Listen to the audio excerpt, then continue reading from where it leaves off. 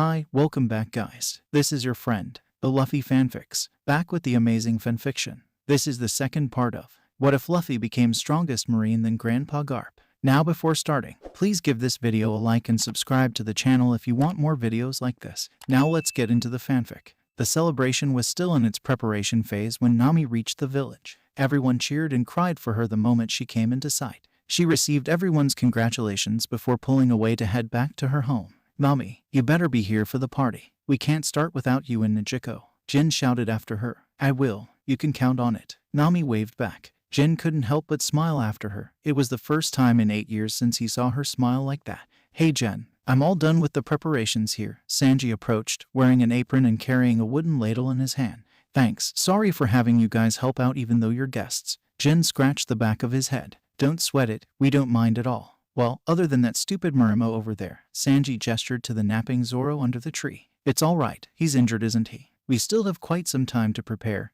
knowing how Arlong is like. Jen scowled at the name. He's not going to go back on his word, is he? Usopp asked from the roof of a nearby building, helping the villagers tie up decorations on the roofs. I wouldn't be surprised if he did. But as ironic as this sounds, the only thing you can trust him to be honest about is money. Jen spat. The only thing he can do now is to take the money and leave us alone. He'd better. If he dares to waste Nami's efforts, I'll go kick his ass. Sanji shook his fist in the direction of Arlong Park. Speaking of which, where's your captain? Jen looked around, not seeing Luffy. Sanji jerked his thumb to their ship. He's reporting back to HQ, not sure about what though. Speaking of which, I'm surprised Arlong hasn't sent someone to investigate our ship. Oh, don't worry about that. His patrols are usually further inland. They usually don't come into our village unless they have to. Jen grinned. A small commotion came from the harbor and everyone turned to see a marine ship docking. Marines, are they here to arrest Arlong? Sanji raised an eyebrow. The 16th branch. Jen narrowed his eyes. Why are they here now? A company of Marines departed from the ship,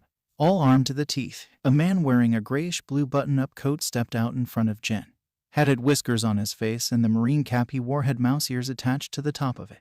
A permanent smirk was plastered on his face. I'm looking for Nami. Where is she? What's your business with her? Jin crossed his arms. Shichichi, Marine business. You don't need to know. Just bring me to her. The Marine demanded. Sanji stepped out in front of Jen, biting down on his cigarette. I'm a Marine too, and I'm demanding to know what your business with her is. The man raised an eyebrow at Sanji, looking at him carefully. I'm Captain Nezumi of the Marine's 16th branch. I'm here on reports of criminal activity. You don't seem to have any Marine insignia on you. You do know that it's a crime to impersonate as a Marine, right? I'm not officially one. Not yet. Sanji clucked his tongue. Nezumi smirked. Then you're not a Marine. I'll overlook this, just this once. Now bring me to the girl. Follow me then, Jen sighed, leading the way to Nami's house. You think they're here to arrest Arlong? Usopp slipped beside Sanji, watching the departing Marines. I don't know. Even if they are, they don't stand a chance against fishmen. Sanji puffed his cigarette. Nami sat on the porch with Nijiko, the 100 million berries all bagged up inside the house, waiting for Arlong. I can't actually believe I did it. Nami smiled sheepishly. Nijiko smiled as she pulled her sister into a hug. You better believe it. You worked so hard for us. I know, Nami smiled. It's just that it took so long. I never actually thought I can do it. We're finally free, Nijiko smiled. You don't have to hide your feelings anymore. Footsteps echoed down the path leading to the village. Nami wiped away her tears and stood up to face the visitors, expecting to see Arlong and his crew. Instead, Jen came into view accompanied by a couple of Marines marching behind him. Jen, who are these Marines? Nijiko stepped in front of Nami. Before Jen could reply, Nezumi stepped out, silencing him with a swipe of his arm. I'm Captain Nezumi of the 16th branch. I'm here on reports of criminal activity. Criminal activity? Nijiko echoed. Nezumi's smirk got wider. Indeed, I heard there was a thief in this village that stole quite a sum of money. I'm here to deal with that. You can't be serious. Jen shouted at the captain. Nezumi frowned at Jen. A mere villager dares to shout at a Marine captain. Do you want me to arrest you for that? Stop it. Nami clenched her fist. If you must know, I'm part of Arlong's crew. Someone like you should know what will happen if you mess with me. Chichichi, you're part of his crew. Never heard anything about that. Nezumi grinned wickedly. I'm only here because I heard reports about your thievery, nothing else. Nezumi adjusted his cap as a shadow fell over his eyes. But since you stole from pirates, I decided I won't be pressing any charges against you, provided you hand over the stolen goods. After all, stolen items should be handed over to the government so that we can return them to their rightful owners. You bastard. Arlong has been terrorizing this island for years and you only care about some petty thievery. What kind of Marines are you? Nijiko yelled at him. Chichichi, don't you shout at me, little girl, or I'll have to arrest you as well. Men, search the house. Don't you dare. Nami stood in front of her house, staff already in hand. Now, little girl, if you just hand over the 100 million berries you've stolen, no one will need to get hurt. Nezumi smirked. How do you know she has that much? Jin demanded. Oh, well, Chichichi, I just assumed she had that much. Nezumi grinned. No. Was this Arlong's idea? Nami yelled. Chichichi, now, I wouldn't say that. It's our duty as Marines to persecute thieves after all. Nezumi smirked at them. You corrupt bastards. Jin's face was contorted with rage. What kind of Marines are you, letting a pirate order you around? Nejiko had her fists clenched so hard, her knuckles had turned white. TCH, men, restrain them, they're interfering with the search. Nezumi waved at them. Immediately, the Marines swarmed them and tied their hands and feet, pushing them onto the ground with rifles pointed at them. You bastards, don't you dare. Nami yelled after the Marines that kicked down the door to her house. Sir, I found suspicious-looking bags. A Marine shouted over his shoulder. Excellent, bring them all out, we're confiscating them. Nezumi grinned. Don't touch them, Jin yelled, trying to get up. Shut up, a Marine shouted, hitting Jin across the face with the butt of his rifle. Chichichi, men, we got what we came for, let's go. Nezumi smirked, turning away from the three kneeling villagers. You won't get away with this. Nami yelled after him, trying to free herself from the ropes to no avail. The Marines only got further and further away. Nami let her tears flow freely as she collapsed onto the ground, biting her lips so hard that she drew blood. Nami, Nejiko cried. I'll never forgive Arlong. Jen gritted his teeth. Oh, what happened here? A mocking voice came from behind them. All three turned to see the smirking figure of Arlong. You bastard, Nami yelled at him, trying her best to wrestle her way out of her restraints. You broke your promise. Shahaha. Tell me, my little cartographer, when have I broken my promise to you? Arlong laughed wickedly. Don't play dumb with me. You ordered those Marines to Arlong picked her up by her neck and glared at her. Tell me, Nami, when exactly have I broken my promise? Arlong sneered, showing her the rows of sharp teeth in his mouth. Let go of her, you bastard. Jen struggled on the ground. I came here when you told me you have the money ready like I promised. But if the Marines came first and took the money before I could, then it doesn't mean squat if you had it before. Arlong grinned. Arlong tossed Nami back on the ground. Besides, it's only 100 million berries, you just have to save up again. Nejiko tried to help Nami and Jen just glared hard at Arlong while still on the ground. In the meantime, continue working for me as my cartographer, Nami. Shahaha. And if you dare to consider running away, I'll destroy your entire village. Arlong turned and walked away, not even taking a glance back. Nami's tears flowed freely past her cheeks as she stayed prone on the ground. Jin glared hard in the direction Arlong had left, brows furrowed in rage. Nejiko had tears running down her cheeks as well, gritting her teeth so hard that her whole body was shaking with barely controlled anger. Jen, Nami, Nejiko. What happened? The three turned to see most of the villagers running up to them. They quickly freed the three from their restraints and stepped back as Jen stood with shaking limbs. Nejiko was trying her best to console the sobbing Nami. Everyone, we've been living in fear of Arlong for the past 8 years. Every single day was torture to us. But Nami herself had sacrificed so much so that she can save us. We swore that as long as Nami fought for us, we would survive for her sake no matter what. Today was the day that we should have been free. Jin stared at all the villagers, hate clear in his eyes. Arlong broke his promise to us. The Marines from before had stolen all the money. With our chance of liberation gone, there is no longer hope for this island. We shall never forgive those fishmen who dared to toy with the kindness of a girl, much less our Nami. All the villagers yelled in agreement, staring back at Jen with the same hatred in their eyes. Arm yourselves, my friends. Today we go to war. Jen punched his hand in the air, which the villagers returned with a yell. No, please, everyone stop. Nami cried, standing up beside Nejiko. She tried her best to smile with tears still streaming past her cheeks.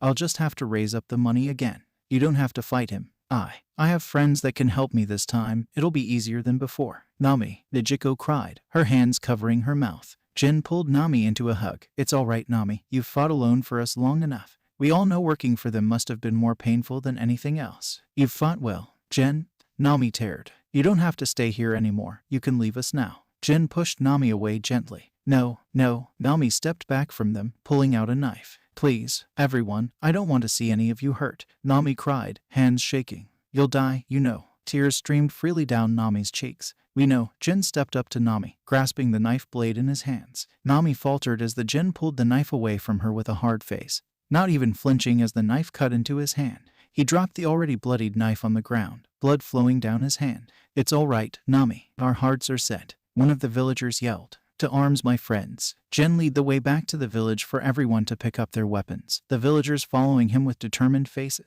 Nami collapsed on the floor, staring at the knife in front of her. The face of Arlong laughing at her came into her mind. Arlong, she cried, glaring at the tattoo that identified her as one of his crew on her left shoulder. She picked up the knife without hesitation and stabbed down on the tattoo on her shoulder repeatedly, knowing the villagers were only marching to their deaths. A hand reached out and grabbed her wrist, stopping her from stabbing her arm any more than she already had.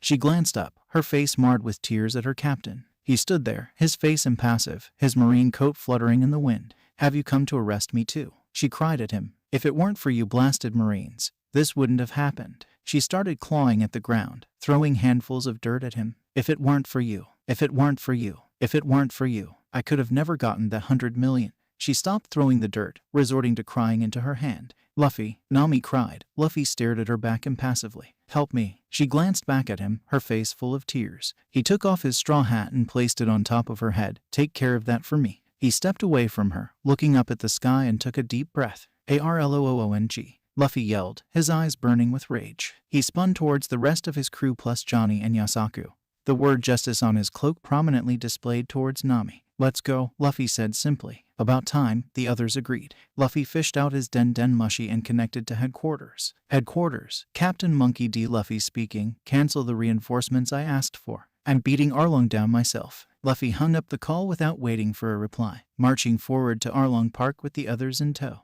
All 6 of them reached the gate, just as the villagers were trying to come up with a way to break down the locked gate. "Johnny, Yasaku," Luffy called out to the 2 bounty hunters. "Protect the villagers." They nodded. "Leave it to us, brother Luffy." "Jen," Luffy stepped up to the villagers, cracking his knuckles. "Oh, it's you Marines." Jen had a hard time restraining himself from yelling at them. He reminded himself that these weren't the same Marines that took Nami's money. The villagers didn't think the same way though. "You damn Marines. It's because of you that Nami's in this state. Get out of our sight. Damn hypocrites. Relax. We're here for Nami as well." Sanji dropped his cigarette and extinguished it with his heel. "Nami's our friend too." Usopp thumped his chest. "I'm just here to cut up some pirates." Zoro grinned. Luffy stepped towards the towering iron gates, furrowing his brows at the sign overhead that read Arlong Park. Luffy punched at the door, instantly breaking it off its hinges and sending it crashing into the park with minimal effort. "Arlong, I've come for you. Arlong, I've come for you." Every fishman that was present turned to regard the newcomer,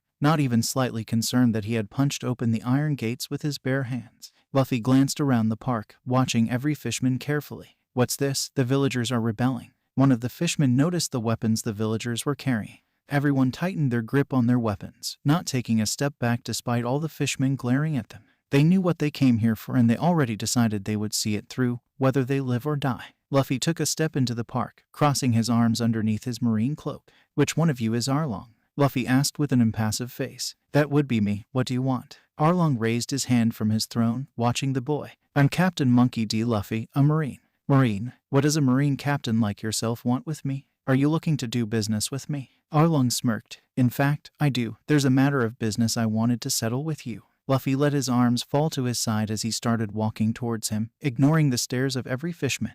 The villagers held their breaths as Luffy got closer and closer to Arlong. Hey, 2 fishmen stepped in front of Luffy, both of them towering over him. "Just because you're a Marine captain doesn't mean you can walk like you own the place. Yeah, there are formalities to go through, you know." One of the fishmen smirked, reaching out to stop him. Luffy didn't stop, his eyes focused only on Arlong. "Boy, did you hear me, you damn Marine?" The fishman grabbed Luffy's right arm. Luffy narrowed his eyes, pulling his arm out of the fishman's grasp and backhanding him into the wall, smashing him through it. "You!" The other fishman reached for his sword. Luffy turned and clenched his right fist, punching the fishman in his guts, sending him flying towards the sea out of the park. All the fishmen and villagers were staring at the spectacle with wide eyes, not believing that a human had just sent 2 fishmen flying as though it was nothing. Luffy straightened, letting his marine cloak settling before walking towards Arlong again. Arlong glared at him. "What's that business you wanted, Marine?" Luffy stood still in front of Arlong, his face deceptively calm. "You made Nami cry," Luffy stated simply. "Shahaha." Arlong laughed, smacking his knee at the boy's simple-mindedness. Arlong stood from his throne, easily towering over the Marine, cracking his knuckles slowly.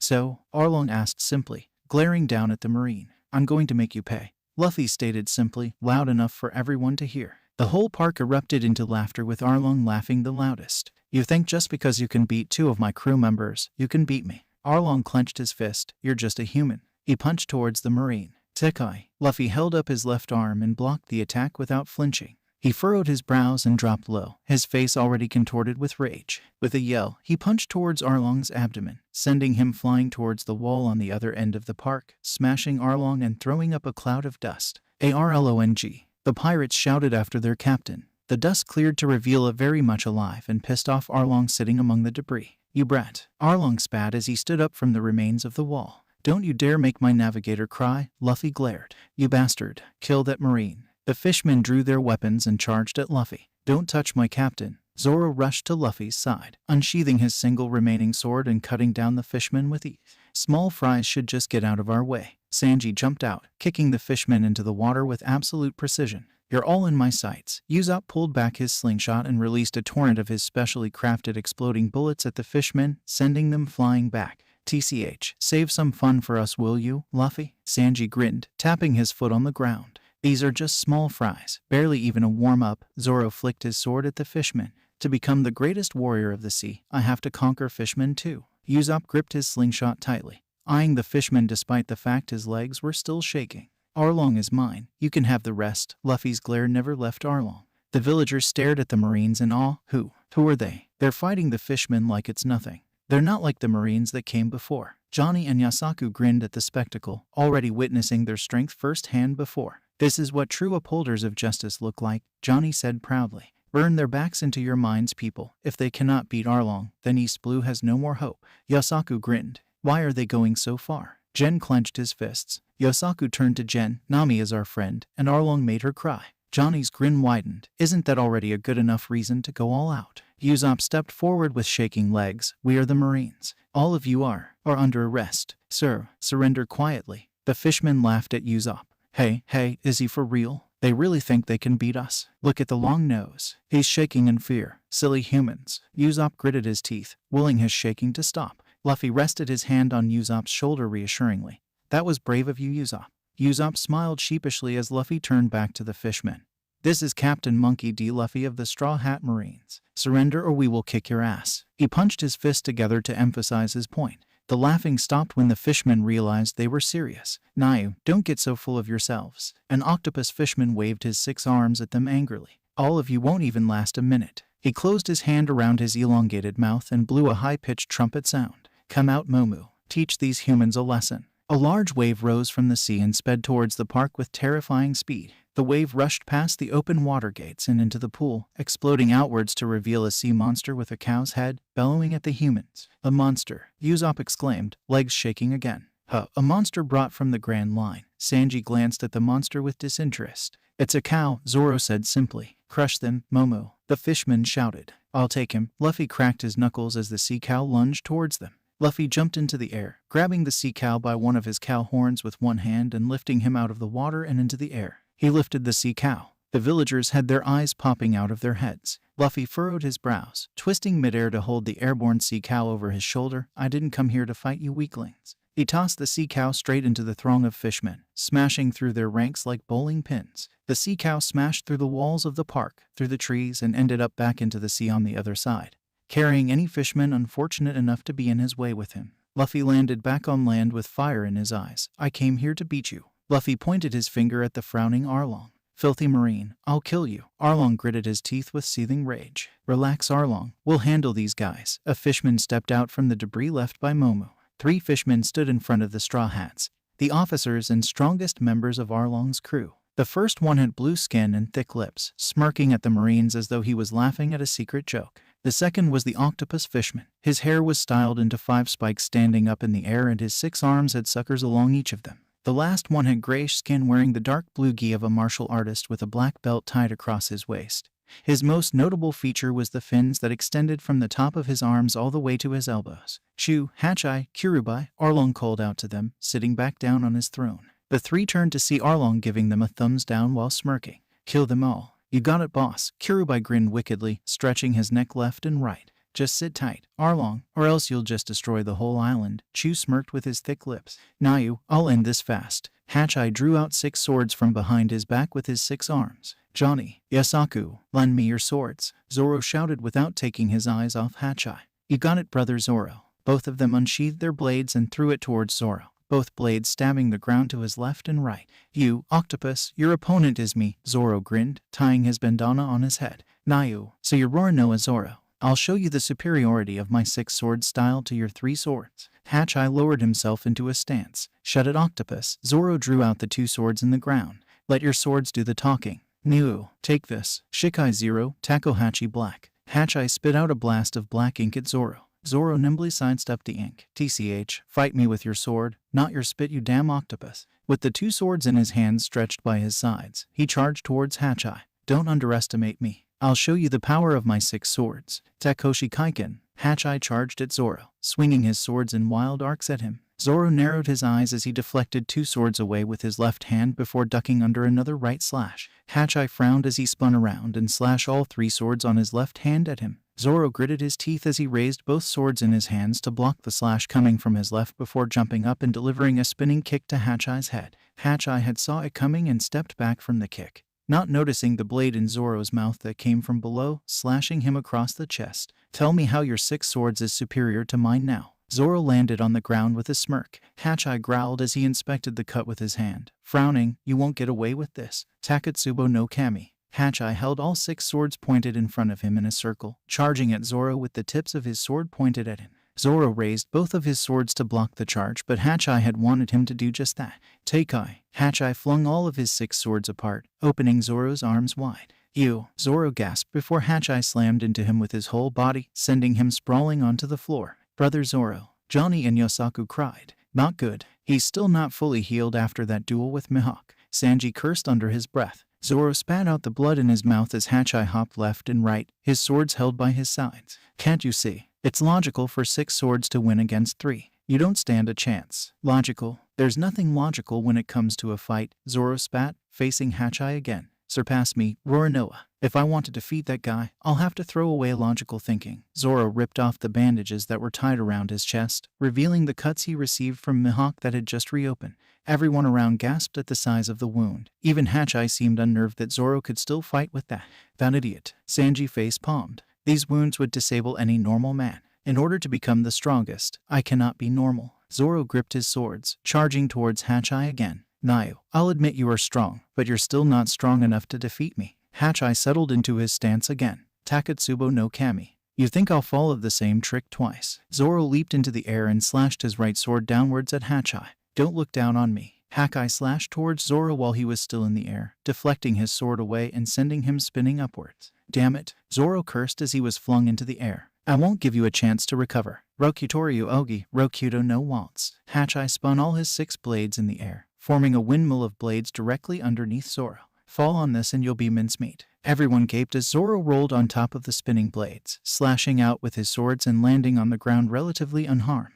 Niu, you cut my hands. Hatchai screamed, dropping his swords. How is this possible? You're only using 3 swords. The weight of my swords is heavier than yours, Zoro said simply. Hatchai picked up his swords with his bleeding hands, glaring at Zoro. Impossible. Each of my swords are 300 kilograms. There's no way your swords are heavier than mine. You fool. Zoro turned to face Hatchai. You had the potential to catch up to him. You are much stronger than you think. It's not the literal weight of my swords, you stupid octopus. It's the burden I carry with them. Zoro pointed his right sword at Hatchai, infuriating him. I'll never lose again. Zoro closed his eyes. Your blades may be heavier, but it will still crumple under the force of my will. Nayu, we'll see about that. Takatsubo no Kami. Hatchai charged towards Zoro again, swinging his swords wildly. Onigiri. Zoro used his signature 3-sword slash at the 6 swords in Hatchai's hands. Hatchai smirked as he tried to fling Zoro's swords away again, only to see all of his swords shatter into pieces. What? Hatchai stared at Zoro, dumbstruck. Do you get it now, you stupid octopus? Zoro glared. Nayu, I still won't lose. Takoyaki punch. You never learn, do you? Zoro leaped back, dodging all of Hatchai's punches. Tatsumaki. Zoro slashed the 2 swords in his hands, creating a miniature tornado that slashed at Hatchai and flung him away from the park. Hatchai. The 2 remaining pirate officers shouted after the octopus, watching helplessly as he flew out of sight. Zoro sheathed his swords, walking back to his group. You dare turn your back on us? Hirubai raised his arm to strike at Zoro's back. Sanji wasted no time in sprinting forward and delivering a kick towards the fishman's torso, sending him skidding backwards. He's all yours, Zoro grinned.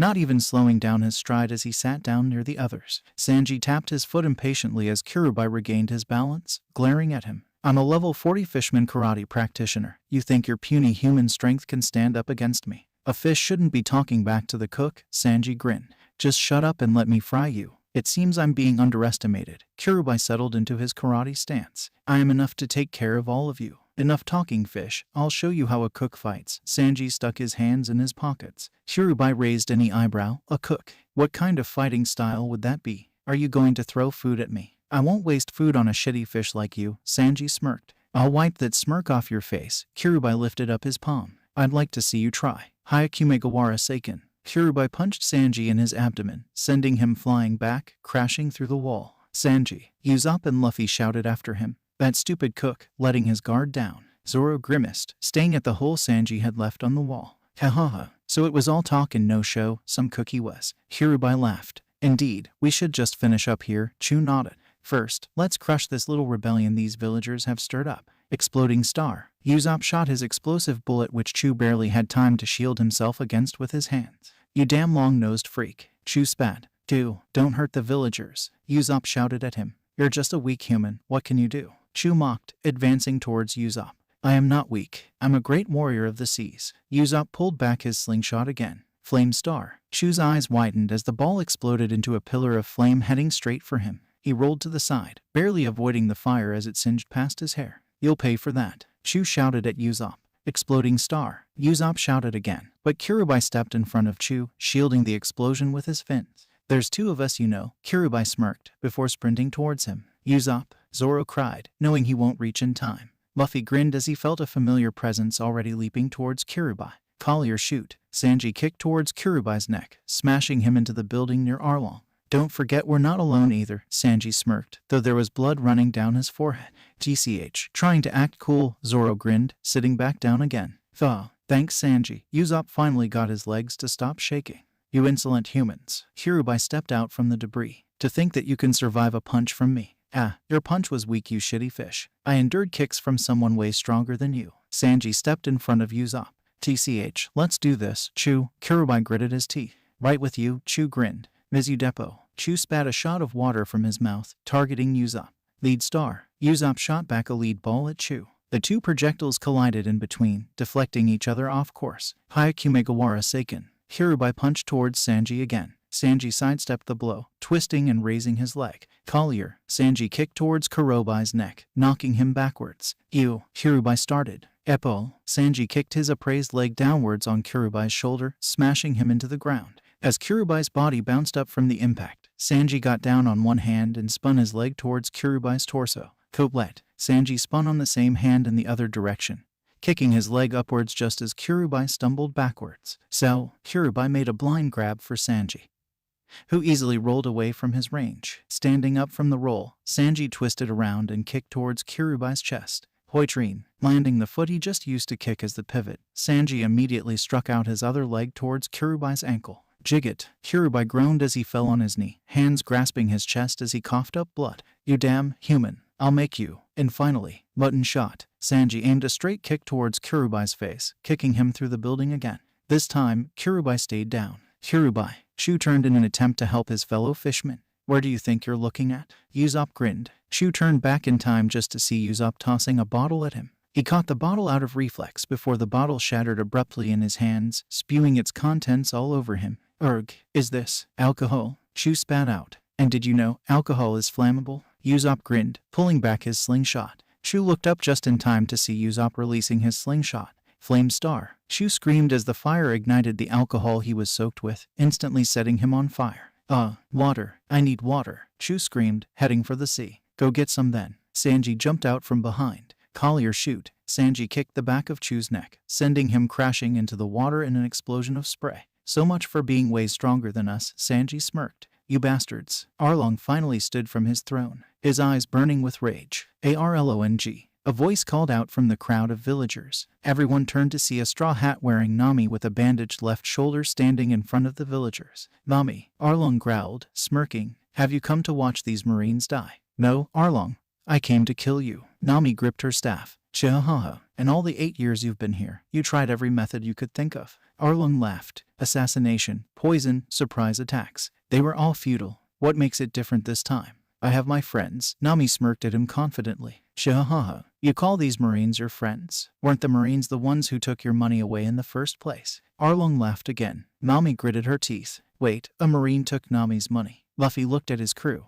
Ah, right, you were still in the ship. Usopp remarked. A Marine ship from the 16th branch came by just now and confiscated all of the money from Nami under Arlong's orders. Sanji spat. 16th branch. Luffy gritted his teeth. I'll make sure to kill everyone you know, and make you draw maps for me for the rest of your life. Arlong gloated. And I'll even let you watch as I slowly kill each of the people in your village. You'll regret. Shut up. Luffy punched Arlong's abdomen, sending him flying back into the wall again. Guys, protect the villagers. I'm beating this guy up. Luffy cracked his knuckles. All three nodded as Usopp and Sanji hefted a bleeding Zoro out of the park, letting the village doctor bandage him up again. You filthy Marine. Arlong flicked his shirt, brushing off the dust on it. Was that supposed to do something to me? You made Nami cry. I'll make sure you feel her pain. Luffy took off his cloak, tossing it back to Nami. Help me take care of that, Nami, and watch me beat this guy. Luffy flashed her a grin. Beat me. I'll kill you, you stupid human. Arlong lunged towards Luffy, aiming to punch his head. Tekai. Luffy withstood the punch without flinching.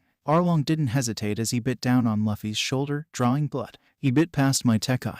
Luffy grabbed him by the head, pulling Arlong off his shoulder and tossed him back, grimacing as the blood flowed from his shoulder. I forgot he came from the Grand Line. He's stronger than most people here. Shahaha. You're all talk Marine. I'll crush you soon enough. Arlong charged forward again, his mouth open to bite Luffy. Luffy dodged out of the way as Arlong bit into the pillar behind him, crushing it with his jaws. My Tekai is too weak to stand against his bite. Should I use Haki? Luffy sidestepped again as Arlong lunged for him, breaking down another pillar. No, I already promised teacher I wouldn't. Flashback. Luffy picked up his straw hat that had been laying on his table, carefully placing it on his head. He turned and unhooked his marine cloak from the clothes hanger just beside his table, deftly draping it over his shoulders. He stepped towards the door, turning back to look at the room he had spent most of his days living in while training at Marineford.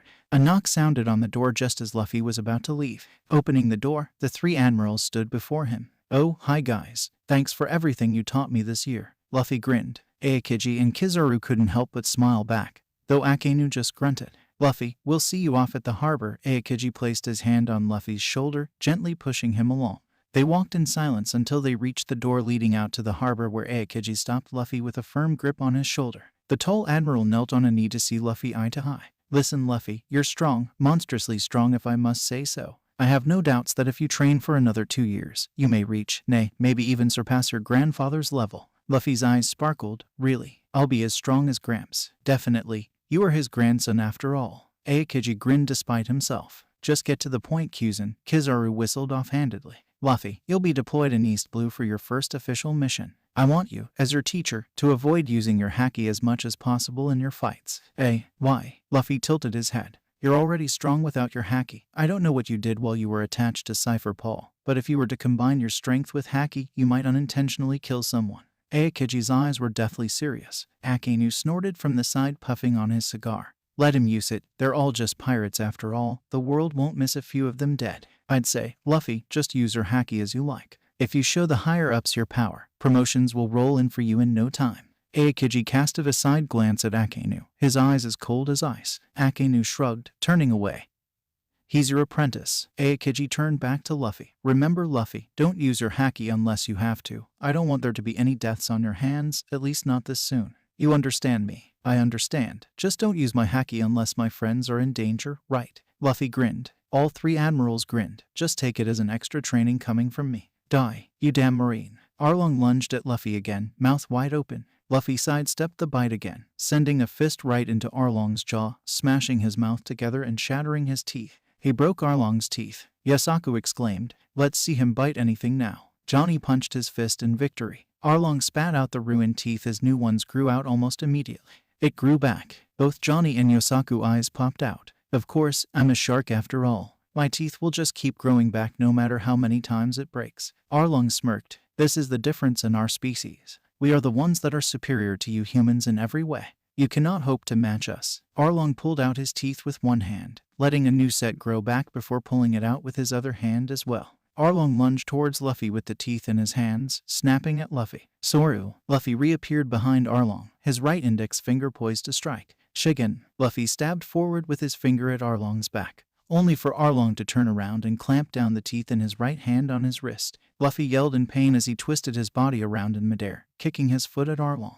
Rankyaku. The compressed air sliced at Arlong, not strong enough to cut him completely, sending him flying away for the third time. Luffy pried open the teeth that was still embedded in his wrist and tossed it away. He furrowed his brows, watching as Arlong stood up again, his face contorted with rage. He lifted a hand and wiped at the clean cut across his chest, glaring at his blood. "You will pay for that," Arlong sneered. "You wish, Shigen Rankyaku." Luffy stabbed his finger at Arlong, sending an air bullet piercing straight through his shoulder. Arlong roared and charged at Luffy, eyes burning with murderous rage. Luffy stabbed his finger again, but Arlong saw it coming this time and sidestepped the bullet, flinging himself towards Luffy and punching his left fist at his face. Tekai Otsugi. The moment Arlong's fist connected with Luffy, the force of the punch was returned back to him along his arm, sending him flying back and crashing into the ground. "You damn Marine. I am a fishman. I should be way stronger than you. How are you tossing me around?" Arlong pushed himself up again, his left arm bleeding profusely. "You're not that strong, Arlong. There are people out there that are much stronger than you."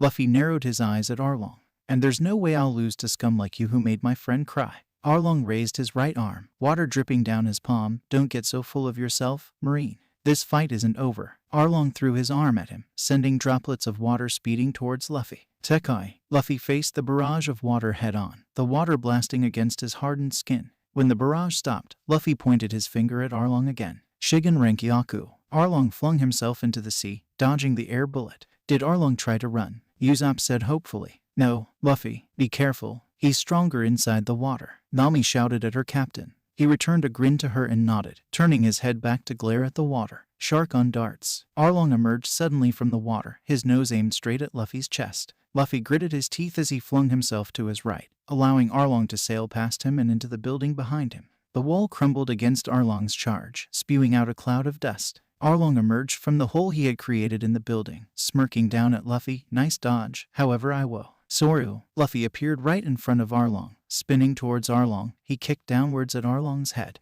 Arlong barely had time to lift his arms to block the attack before he was sent crashing down through the floors of the building. As the dust settled, Arlong stepped out from the debris, a wicked sword with saws for blades in his hands. His eyes had turned into thin slits, similar to a sea king that had gone berserk. "Kiribachi." Nami gasped. "If he uses that sword, he's going to destroy everything." "I will kill you," Arlong said simply, glaring up at Luffy. He leaped towards Luffy, slashing his sword wildly towards him, not caring that he was destroying his own base as he did so. "Jeppo." Luffy kicked the air under his feet, launching himself into the air to escape Arlong's wild swings. Arlong lunged towards Luffy with his outstretched hand, grabbing onto Luffy's ankle and throwing him back into the building before diving back in after him. Luffy coughed as he pushed himself up just as Arlong entered through the hole in the wall, his sword held by his side, advancing slowly towards Luffy. Luffy then noticed the stacks of papers and books scattered around the room. He picked a piece up that was on the floor, revealing a detailed drawing of an island. "This room," Luffy gasped. "Shahaha. This is the room where Nami had spent the last 8 years in. Drawing maps for me." Arlong snickered. "It's easy for fishmen to navigate in the waters, but to translate all that information on a piece of paper is beyond us. That girl has a great talent. With her maps, we fishmen will rule the world." Arlong swung his sword to rest it on Luffy's neck, who barely noticed it, still staring at the contents of the room. "That girl's talents will be wasted if she were with you. Only I know how to use her to her full potential. After I kill you, I'll lock her in here again, forever." Luffy slowly placed the paper down. "I can hear it." Arlong raised an eyebrow, frowning. "Hear what?" "Your imminent death." "I can hear Nami's sadness and rage inside this room. She suffered so much here." Luffy gripped the blade of Arlong's sword. His hand was black. Arlong tried to pull his sword back, only to realize it didn't budge. "How do you still have so much strength?" Arlong demanded, pulling sword with both his hands while Luffy held it still with a single hand. "This room cannot be allowed to exist." Luffy crushed the blade with his hand, standing up with rage boiling in his eyes. "Zoro." Luffy leaped up through the roof, smashing a hole straight through to reveal the sky. He glared down at the park, his leg poised in a kicking motion. Rankyaku Arashi. Luffy's leg became a blur as he kicked towards the park repeatedly, sending blades after blades of compressed air down into the park, cutting through the building in a storm of blades. Most of it had cut through the room that he was in earlier, sending furniture and papers scattering out of the building. Everyone watched in confusion as Luffy continued to rain down destruction in that specific room.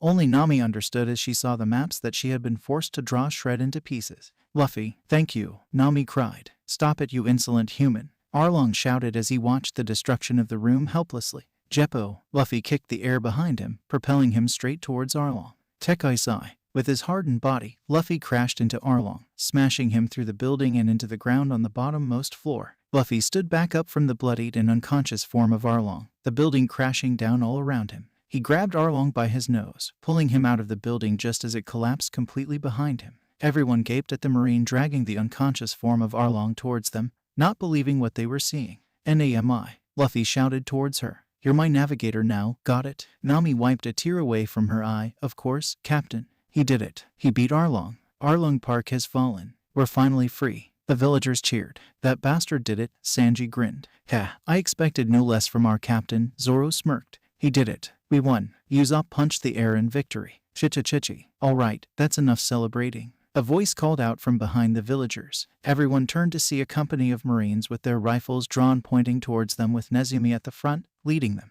"What a lucky day it is for me. Thanks to you guys for showing me such a splendid battle. I'd never have thought that these fishmen could be beaten by a bunch of no-name Marines." Nezumi snickered. Nezumi stepped forward. "Now all thanks to you, all the riches of Arlong Park belong to me. Throw down your arms, villagers. I, Captain Nezumi of the 16th branch, shall take credit for this victory." Luffy stepped out from among the villagers, still dragging Arlong's body behind him. He dumped it unceremoniously to the side as he stopped in front of Nezumi, arms crossed. "So you're the one who took Nami's money?" Luffy glared at him. What of it? You're just some no-name Marine. No one's going to believe you over me, a captain. You better step away if you know what's good for you." Nezumi smirked, lifting his hand to direct the Marines to point their guns at Luffy. "Here, Captain Luffy, your cloak." Nami carefully draped the Marine cloak over Luffy's shoulders, drawing shocked gasps from the Marine.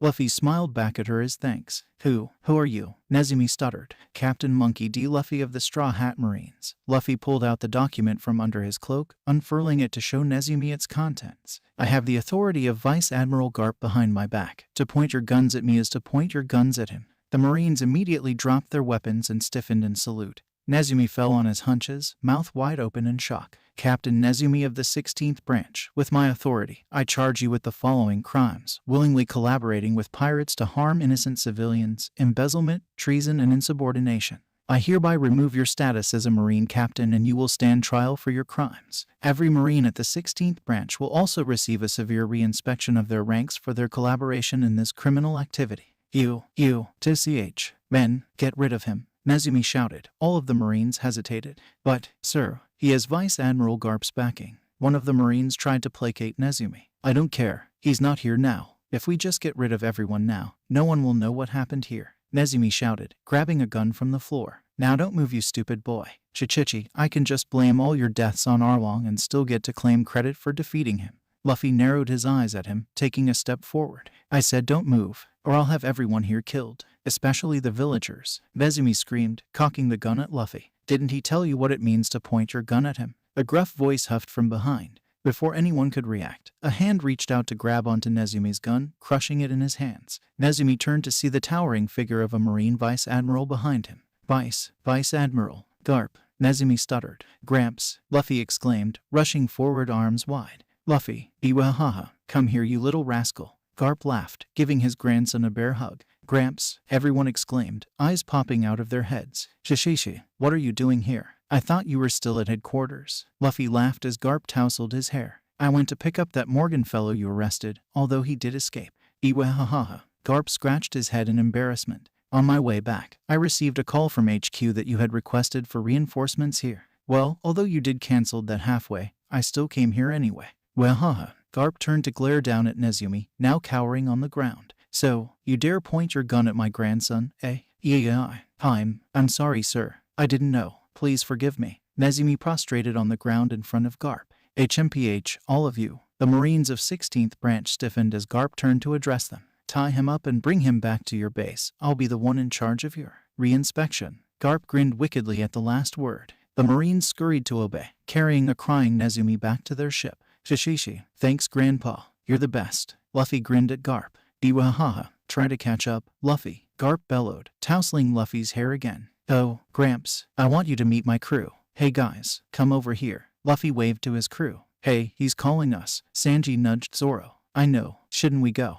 Zoro grimaced. The marine hero Garp is his grandfather. Nami mouthed. I don't feel so good. Usopp looked like he was about to vomit. Nevertheless, the four stood in front of the grandson-grandpa duo at attention and waited as Garp sized them up with a huge grin on his face. This is my first mate, Zoro. He's going to be the best swordsman in the world one day. Luffy jumped in front of Zoro, grinning proudly. This one is Usopp. He's a great warrior of the seas and also my best sharpshooter. Luffy clasped Usopp's shoulder firmly. This one is Sanji. He's the best cook in the world. He's going to find the all blue and cook even better food. Luffy clapped happily. And this one is Nami. She's going to.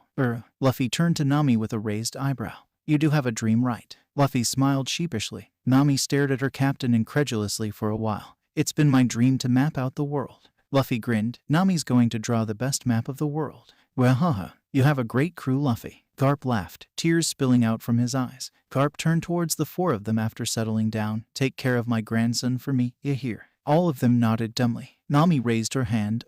Vice Admiral Garp, sir. Are you really Luffy's grandfather? Garp snorted proudly, his hands on his hips. Of course. Can't you see the family resemblance? Nami looked away, whispering to herself, I didn't even know you were married. Garp turned back to his grandson, withdrawing another piece of paper from his cloak. Anyway, there's another reason why I came to find you, Luffy. He unfurled the paper and passed it to Luffy. First thing, you got promoted to Commodore. Luffy, Garp grinned uncontrollably. Your current station has also changed. You're going to be reassigned to the Grand Line. Report to Captain Smoker in Loguetown for the full details since I can't be bothered to remember. Smokey. Luffy clapped. Well, haha. Anyway, Luffy, Garp bent down and picked up Arlong with a hand. I'll take this guy back with me. Then clean up the Marines at 16th Branch. That Nezumi fellow will definitely stand trial for all this, so you can set off for Loguetown when you can. Thanks, Grandpa. Luffy gave Garp another hug. And before I forget, Garp wrapped his arm over Luffy, pulling him aside, whispering, That's a rather cute girl in your crew, ain't she? Does Hancock know about this? Garp was grinning wickedly. Luffy's face turned red as he pushed his grandfather away. It's not like that. She's my friend. Well, haha. I'll help you tell her then. Garp laughed, strutting away. Gramps, Luffy yelled after the departing Vice Admiral. Luffy sighed before turning back to join his crew. Sorry about that. Guys, Gramps has always been like that. Luffy, your grandfather is the marine hero, Garp the Fist. Nami gasped. Yeah, he's the trainer I kept telling you guys about. Luffy smiled sheepishly. Zoro grinned. If you spent 3 years under that monster, I understand how you got so strong. Luffy, why didn't you tell us? Usopp raised his eyebrow. Well, Gramps told me not to tell unless necessary. Sorry. Luffy scratched his head. Well, never mind then. So what now, Commodore Luffy? Sanji grinned. Shishishi. We party, of course. We worked so hard to prepare it for Nami after all. Luffy shouted loud enough for everyone to hear. That spurred the villagers back into cheering. Spread the good news to the whole island. Arlong Park has fallen. We are free. The party went into full swing right after everyone heard the news. There was food and drinks everywhere and music was blasting in every corner of the island. The villagers danced, sang, ate and drank to their heart's content, each of them having a smile plastered on their faces. For them who had endured the shadow of Arlong Park for so long, they were determined to celebrate its fall as much as possible. Nami, Nezuko and Jin walked along the path back to the village. Garp had dropped off the money Nezumi had confiscated at Nami's house beforehand, much to Nami's surprise. So you're going to follow your mother's footsteps, huh? Nezuko grinned. Yeah, I'm going to draw a map of the world while I'm at it and become a better Marine than Mother ever did. Nami thumped her chest. Kahaha, you two are without a doubt Bellemir's daughters. Jin laughed. Hey Sanji, where did you get that melon from earlier? Luffy asked, his mouth stuffed full of food. The raw ham melon. I don't know, I just picked it up from somewhere. Sanji puffed on his cigarette. Zoro was chugging down mugs of beer beside him. I'll go find it. Luffy dashed off into the crowd. You wouldn't think that guy just beat down the most dangerous pirate in East Blue just a few hours ago. Zoro sighed contentedly, setting down his beer.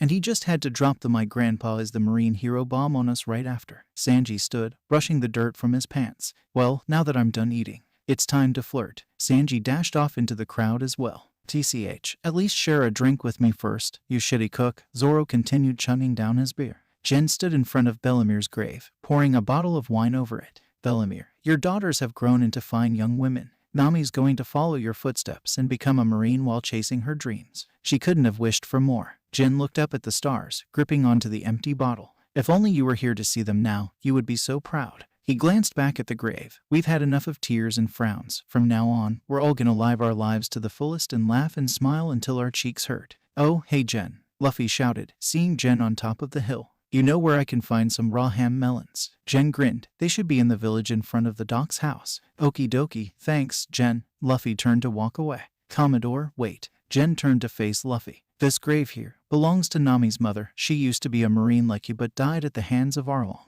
Now Nami's going to follow her mother's footsteps under you. Luffy grinned. Don't worry, Jen. I protect all my crewmates. They're all precious to me. Thank you, Jen smiled back, turning back to face the grave. The party continued late into the night and into the next morning. So you're leaving? Huh? Luffy stared at the two bounty hunters. Yeah, we're going back to bounty hunting, Johnny grinned. We already caused enough trouble for you guys. It's time we went back to what we do best. Yosaku gave a thumbs up. Shishishi, take care you guys. Luffy returned the thumbs up. You guys take care too. We'll definitely see each other again. Both Johnny and Yosaku cried. Is Nami not here yet? Sanji groaned, leaning against the mast of the ship. Who knows, maybe she's having second thoughts with you around. Zoro smirked. Shut it, Marimo. Sanji groaned. He remembered trying to make a pass at Nami only for Nijiko to slap him across the town. All of them were on board the ship waiting for Nami. She had said she had some things to take care of before she leaves. Garp had already left with Arlong in chains the night before and headed straight for the 16th branch, no doubt drilling his judgment into each of the Marines there right now. The whole village stood at the harbor as well, waiting to see Nami off. You'd think with how much she loves money, she would have taken the whole 100 million with her. Jen gritted his teeth. Nami's definitely changed. She didn't want a single berry of it. Nijiko smiled, watching the path that lead to their house. It doesn't feel right. We should be the ones repaying her for all that she's done for us, and she wouldn't even listen. And she's leaving us the money too. What does that make us? She said she can just make more money. It's not like her Commodore's dirt poor anyway, Nijiko giggled. Set sail, Nami shouted from the path. Nami swan. Sanji waved from the ship with heart-shaped eyes. Shishishi, you heard her. Set sail. Luffy punched the air. Are you sure? Usopp hesitated. It's her farewell. Let her do it her way. Zoro grinned. Everyone scurried around the ship, preparing it for departure. Nami, wait. You don't mean to leave without saying goodbye. At least let us thank you first. You Marines, wait. We have to thank you as well. The villagers cried out as Nami sprinted towards them, head down. Nami. Jen stepped out in front of the crowd, barring her way. I can't allow you to leave this way. Nami dashed past him without looking, slithering through the crowd and reaching the jetty, making a running leap onto the deck of the ship. Nami, the villagers cried out. She smirked at them before lifting the hem of her shirt. The wallets hidden underneath fell onto the ground. What? My wallet's gone. So is mine. Mine too. She took it. The villagers panicked. Nami waved her hand in farewell. Take care, everyone. You rotten little thief. The villagers shouted in unison. You better come back and visit you here. Make us proud. Stay safe. She didn't change at all, Nijiko sighed. Nami grinned at all the well wishes. Take care, everyone. I'll be going now. Nami spun around to see Luffy grinning at her. She smiled and saluted smartly like how her mother had showed her in the past. Commodore Luffy, your navigator is reporting for duty. Shishishi, let's set a course for Loguetown. We're heading for the Grand Line. Let's go, guys. Luffy punched the air. Yes, sir. Luffy sat on the deck, staring at the tangerine trees that Nami had insisted on bringing along. It took quite a while for them to transport all three of the trees with great care and plant them at the back of the ship. Nami, how do tangerines taste like? Luffy tilted his head at her. She looked up from the map she was holding, raising an eyebrow. You've never eaten one before. Luffy shook his head. Nami approached the trees and picked an especially big one and handed it to him. Try it. Luffy bit into the fruit without peeling it. You dummy. Nami snatched the fruit back. You're supposed to peel it first. Shishishi, sorry. Luffy scratched his head in embarrassment, receiving the peeled tangerine back. Luffy bit a mouthful of it, chewing it slowly. It's really good, he exclaimed, taking another bite. Of course. Now don't pick any of them when I'm not around, or you won't get any more from me. Nami grinned, going back to her map. Okie dokie. Luffy grinned before finishing the tangerine in one last bite. Sanji, I want meat. Luffy rushed down to the kitchen. Usopp watched Luffy disappear down the stairs before turning to Nami, frowning. When I tried to take a tangerine, you beat me up. Ha, he did assign me as his treasurer. Nami grinned smugly. Now I'm in charge of all the money he has. And there's also the uncollected bounties for Buggy, Kuro, Krieg, and Arlong. Nami rubbed her hands together in glee, thinking about the amount of money they were about to receive. Usopp's sweat dropped. Should have figured it was because of money. A news coup descended on the ship with a loud caw. Nami fished out a few coins and deposited them in his bag. She frowned when the bird made no move to give her a newspaper. Another increase in price. Nami pinched the bird's beak, depositing another coin inside his bag before snatching the newspaper away. You guys are the real thieves here. The news coup gave Nami an apologetic caw before flying away. I thought you didn't care that much about money anymore. Usopp raised an eyebrow. Of course I care. Nami snapped. What makes this worse is that it's our Commodore's money. It'll make me look bad if I don't manage it properly. Daily expenses add up, you know. Usopp shrugged, turning back to the small table he had set up at the back of the ship to craft more of his special bullets. Nami settled down on a lounge chair as she flipped through the newspaper, ignoring the scuffling sounds coming from the kitchen. The door was flung open as an enraged Sanji threw Luffy out by his collar. I told you to wait until I finish cooking. If you're gonna eat everything, we won't have any more food. Luffy stuck his tongue out at him, stingy. A tick appeared on Sanji's forehead. Stay outside, you stupid Commodore. Why won't you listen to me? I can't help it if your food tastes this good. Luffy pouted. Sanji grinned hearing that. HMPH, at least you know how to appreciate food, but wait until I finish cooking. Sanji turned away and slammed the door, not waiting for a reaction. Hey Luffy, Nami shouted above the deck, waving the newspaper at him. There's an article about you. Really? Where? Let me see. Luffy rushed up to her, looking over her shoulder as she showed him the page. New promising Marine from the East Blue. Took down 4 notorious pirates. New unit called the Straw Hat Marines, carrying the hammer of justice. They didn't mention our names. Luffy noted. You said your grandpa didn't want too many people finding out your relations, right? Nami glanced back at him. Luffy nodded. He probably told them to withhold our names in case someone makes the connection. Not that it matters once we do something big again. Nami scratched her chin. With this, people should at least know our unit's existence now. Nami tapped the newspaper. Hey, I see land ahead. Zoro yelled from the crow's nest. That must be Loguetown then. Everyone prepared to disembark. Nami yelled. Mary slowly pulled into the harbor as the Straw Hats prepared to leave the ship. Luffy had gathered everyone on the deck, a few bags full of berries beside him. Okay, first things first, I'll have to get my report from Smokey at the Marine base in this town and then sign you guys up as official Marines. I already made my request to Gramps before he left about your ranks and stations, so I don't think there would be a problem. In the meantime, I want you guys to use this money to buy anything you might need before we head to the Grand Line. Luffy gestured to the pile of bags beside him. Nami's mouth was already watering.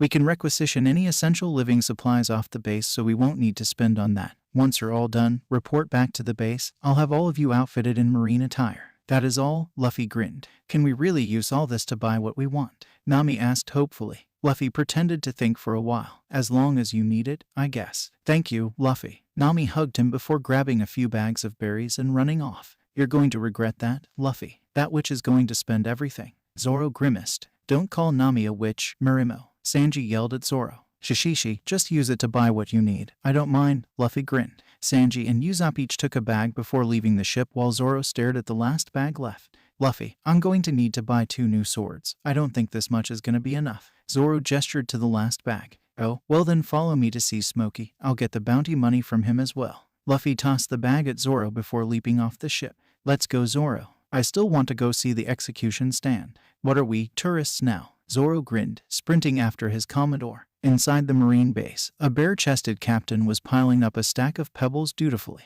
He had light bluish-green hair and a muscular chest. A pair of cigars smoldered in between his teeth. He picked up the 6th pebble and hovered his hand over the pebble tower, concentrating on its position before gently lowering his hand to place the pebble at the top. The sound of a door bursting open exploded through the base. SMOKEYYYY. Smoker jerked his hand and the tower fell to pieces. He cursed under his breath, tossing the last pebble away and pulling on his marine jacket that had green fur lining the neck, wrists, and hem. Shit, I thought he'd only reach tomorrow. Smoker breathed, quickly extinguishing his 2 cigars in the ashtray and running towards the closet in the far end of the room.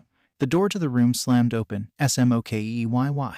There you are. Luffy stepped in gingerly, spotting Smoker halfway into the closet. Smoker cursed under his breath as he backed out of the closet, closing it as he did so. He stepped in front of Luffy, saluting stiffly. Commodore Luffy. Oh, you already knew. Shishishi, I wanted to surprise you. Luffy laughed, returning the salute. How could I not know? I'm pretty sure everyone at headquarters knew about it already. Smoker sighed, scratching his head. Shishishi, Hina says hi too. Luffy grinned. Smoker covered his face with a palm. Please don't mention her. She already called me just yesterday and kept me up all night about your scuffle with Kuro. Haha, and about our bet. Luffy smirked uncontrollably. Fine, fine. You win. Are you happy now? I won't smoke in front of you anymore. Smoker raised his hands in surrender. Shishishi, thanks Smokey. TCH, just because I used to tease you with my smoke doesn't mean you have to hate all kinds of tobacco. Smoker sighed. Flashback. Luffy walked beside Hina in the corridors of Marineford. Hina seemed to be tense while Luffy skipped along, whistling a tune as though he was on a tour. They stopped outside a room with a plaque Smoker nailed on the door. He's the other captain that will be coming with us, Hina explained, rapping her knuckles on the door. Luffy noted the streams of smoke that seemed to be flowing out from under the door. She pushed it open without waiting for an answer to find the room filled to the brim with smoke.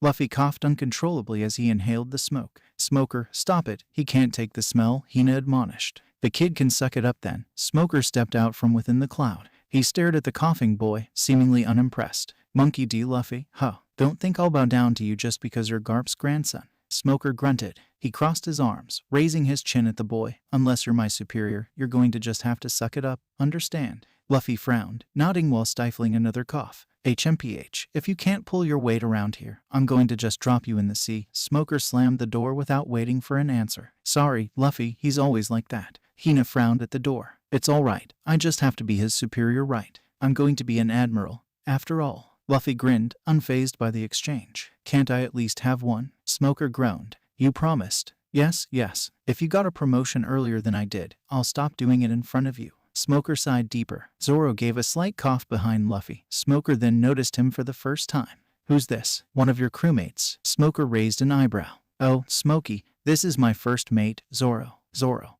This is Captain Smokey. I used to be attached to his unit along with Captain Hina's in the past. Both men stuck out their hand and shook. Captain Smoker. Smoker grunted. So you're Roronoa Zoro, the pirate hunter. Never thought you'll join as a marine. Luffy has his way with words, Zoro grinned. He's a handful, isn't he? Indeed. Captain Hina said the same thing, Zoro sighed. You'll get used to it. Smoker gave a knowing smile before turning back to Luffy. Now, Commodore Luffy, I have your orders ready if you want it now. Not yet. Zoro needs to buy his swords. I don't suppose you have my bounties ready. Indeed I do. Smoker turned towards the still open door, Tashigi. They waited for a few moments when no response came. Tashigi. Smoker yelled louder. Hurried footsteps approached the door and a Marine guard entered the room, saluting. Captain Smoker, sir. Master Chief Petty Officer Tashigi has been out of the base since this morning. That confounded girl. Smoker pinched the bridge of his nose in frustration. He waved the Marine away and walked over to his desk, lifting up a chest from underneath the table. Here's the half bounty from Buggy and full bounties for Kuro, Krieg and Arlong.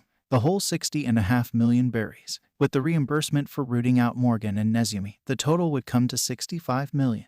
You should have seen how much that Nezumi had embezzled. Smoker grinned, opening the chest to reveal the stacks of notes inside. Unless you're planning to build a fleet, I'd think you're set enough for Grand Line in the monetary department. Zoro snickered. You'd think so? Huh. You have no idea who's in our crew. Smoker frowned. You're not really intending on building a fleet, are you? Nah, there's a girl in our group. Zoro grinned. Smoker could only nod in understanding. Nami isn't like that. Luffy chuckled, counting out 500,000 berries and handing them to Zoro. Go get yourself something decent with this, Zoro. Thanks, Luffy. Zoro pocketed the money carefully. You can get one of my guards to show you to the shop. There's one that's quite good around these parts. Smoker grinned. Zoro nodded a thanks before exiting the room. Smoker watched Zoro leave before turning back to Luffy. All right, I'll go through your orders. It's a bit unusual even for you. Smoker pulled out the chair and sat at his desk, gesturing Luffy to do the same opposite him. He pulled out a stack of papers and a small wooden box from within the desk drawers and placed them on the table carefully. He pulled out a cigar and placed it in his mouth. Just let me bite it. I feel weird without one, Smoker said quickly before Luffy could protest. He pushed the papers towards Luffy, pulling out each one as he went through the details. First thing is that you're being transferred to the Grand Line, of course. You should know that by now. Next thing is that instead of having an area to patrol, headquarters wants you to be assigned to a route. A route, Luffy echoed, tilting his head. You know about the log pose, right? Smoker raised an eyebrow at him. Of course, I stayed in the Grand Line for 3 years after all. Luffy thumped his chest proudly. Smoker opened the box, revealing a log pose within. Pick a route using the log pose and that will be your station. You came here at just the right time too. There's been a whole new bunch of pirates entering the Grand Line just recently. Headquarters wants you to follow along one of the routes and clean out any criminals you come across. You are to stick to that route until you reach headquarters. From there you'll receive new orders. Smoker closed the box and handed it to Luffy, who had it stowed away inside his cloak. Your past orders apply here as well. Capture any pirate with bounties and it's yours to claim. Arrest any corrupt Marines and headquarters will reimburse you for the trouble. Smoker pulled out 4 pieces of paper each with the details and photos of Luffy's crewmates. Headquarters approved of your requests for your crewmates, each of them granted a commander rank for now. I hadn't tried to push for captain since it might cause some resentment among the other Marine officers. There are already cases of Marines claiming favoritism just because you're Garp's grandson. Luffy nodded in understanding. Not surprised by the news, Smoker clipped the stack of papers and handed it to Luffy, standing from the table. I can have your ship's bottom coated with sea stone and a battleship ready to get your ship across the calm belt by tomorrow. Thanks, Smokey, you're a big help. Luffy stashed the papers in his cloak. In the meantime, just take it easy for now. I'll have your crew outfitted once they come in. Okie dokie, I want to go take a look at the execution stand. Luffy grinned, already making a dash out the door. You never changed, huh, Luffy? Smoker grinned to himself. Zoro looked up at the sign for the sword shop. Arms shop. Zoro mouthed. So cliché. He turned to look at the Marine that guided him here, raising an eyebrow. You sure this is the best shop? Aye, sir. The shop has quite a long history in this town. The Marine nodded dumbly. Zoro waved him away and stepped into the shop, glancing around. The shop was empty aside for a female customer and the shopkeeper, who seemed to be bickering about something. Rows of wicked-looking weapons adorned the walls all around the shop with the odd armor sticking out at certain parts. Zoro approached the wall just as the shopkeeper tossed a sword at her, causing her to stumble backwards and crash into one of the displays, sending its contents spewing onto the floor. How did you even fall over there? You better clean that mess up and leave. The owner yelled at her. Zoro cleared his throat to get his attention.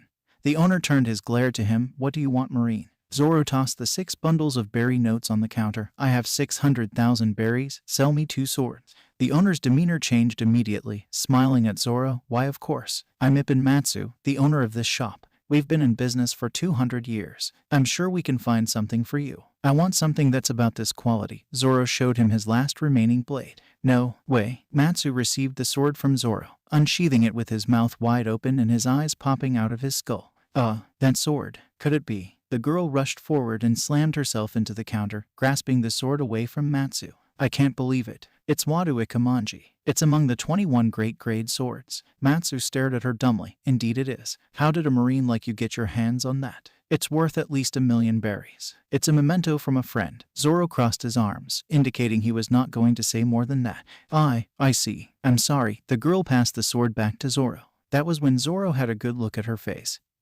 He flinched and stumbled backwards, regaining his footing at the last second. Are you all right? The girl looked at him, concerned. Yeah, you looked like my friend. Zoro stuttered. Her resemblance to Kuna was uncanny. It almost seemed to him like she had returned to life before him. I'm concerned. The girl noticed the clothes Zoro was wearing. Oh, you're a Marine, right? I'm Master Chief Petty Officer Tashigi. I'm currently stationed in this town. Are you new here? She reached out a hand to shake. Zoro grasped it lightly, raising an eyebrow. No. I'm just stopping here for the meantime while my commander is receiving his report. I see. You're looking for swords, right? I can help you with that. Tashigi gave him a bright smile. Zoro was especially unnerved as she started looking around the shop for a sword befitting him. He went to the furthest corner away from her and began digging through a barrel full of swords. If you don't mind me saying, your 3 swords had reminded me of a certain bounty hunter around these parts, Tashigi said offhandedly, picking up a sword to examine it. Oh, who might that be? Zoro glanced at her. Oronoa Zoro. He's rather infamous around these parts as a fearless killing machine. Zoro sputtered as he stifled his laughter, turning away to dig through the barrel just as Tashigi approached him, digging through the barrel next to him. It's saddening to see swordsmen like him using swords only as a means of earning money. Don't they all know the true value of the blade? The swords are crying, you know. Tashigi frowned. Why do the best blades all end up in the hands of criminals? I wouldn't mind if there were a bit more criminals around. At least it gave me some business. Matsu snorted from behind the counter. Ever since your monster captain showed up, it's already hard enough for me to get more customers. Captain Smoker isn't a monster, Tashigi protested. He's a devil fruit user. That qualifies him as a monster. Matsu shot back. Zoro grinned just as he grabbed onto a sword that felt different from the rest. He pulled it out of the stack and examined it. It was clearly of a higher quality than every other blade it was stored with. I remember that one. It's Sandai Kaitsu. What's it doing with all these cheap swords? Tashigi gasped. You sure you meant to put it here, mister? The owner seemed to be sweating buckets. Yes. Zoro drew the sword slowly, holding it in front of him and scrutinizing the curve of the blade. It's cursed, he said simply. Tashigi and Matsu stared at him in shock. You could tell. Matsu gulped. I can feel it. Zoro lifted the blade up into the light, narrowing his eyes. It's as you said, Matsu confessed. The Kaitsu swords were known for their quality, but they were also cursed. Many swordsmen who had chose to wield one ended up with tragic deaths. That's why you don't see anyone who would use a Kaitsu these days. Tashigi gasped, looking at the sword in fear. I like it, Zoro grinned. I think I'll take it. Didn't you hear me? It's cursed. If you get that sword, you're gonna end up with a horrible fate. Matsu shook his fist at Zoro. Zoro just grinned. Then let's see which one is stronger. This sword's curse, or my will to overcome it. Zoro tossed the sword into the air, stretching out his arm into the path of the descending blade. Stop. You'll lose your arm. Matsu screamed. Tashigi could only watch in horror as the sword spun towards Zoro's arm. Zoro kept his eyes close as the blade descended upon his arm. The back of the blade spun along the outline of his arm before finally stabbing itself in the ground, leaving Zoro untouched. I'll take it. Zoro grinned. Tashigi and Matsu had collapsed onto the ground in relief, Tashigi letting out the breath she had been unknowingly holding in. Owner, get me another sword with that money. Zoro grinned, already securing Sandai Kaitsu to his waist. Wait right here. Matsu disappeared into the back of the shop and returning quickly with a black sword clutched in his arms. Matsu handed the sword to Zoro. This is the best sword that my shop currently has, the Yubashiri. It's among the 50 skillful grade swords. Tashigi gasped. Matsu nodded. It's been a while since I've seen a swordsman like yourself. I'll give you both swords as a gift from me.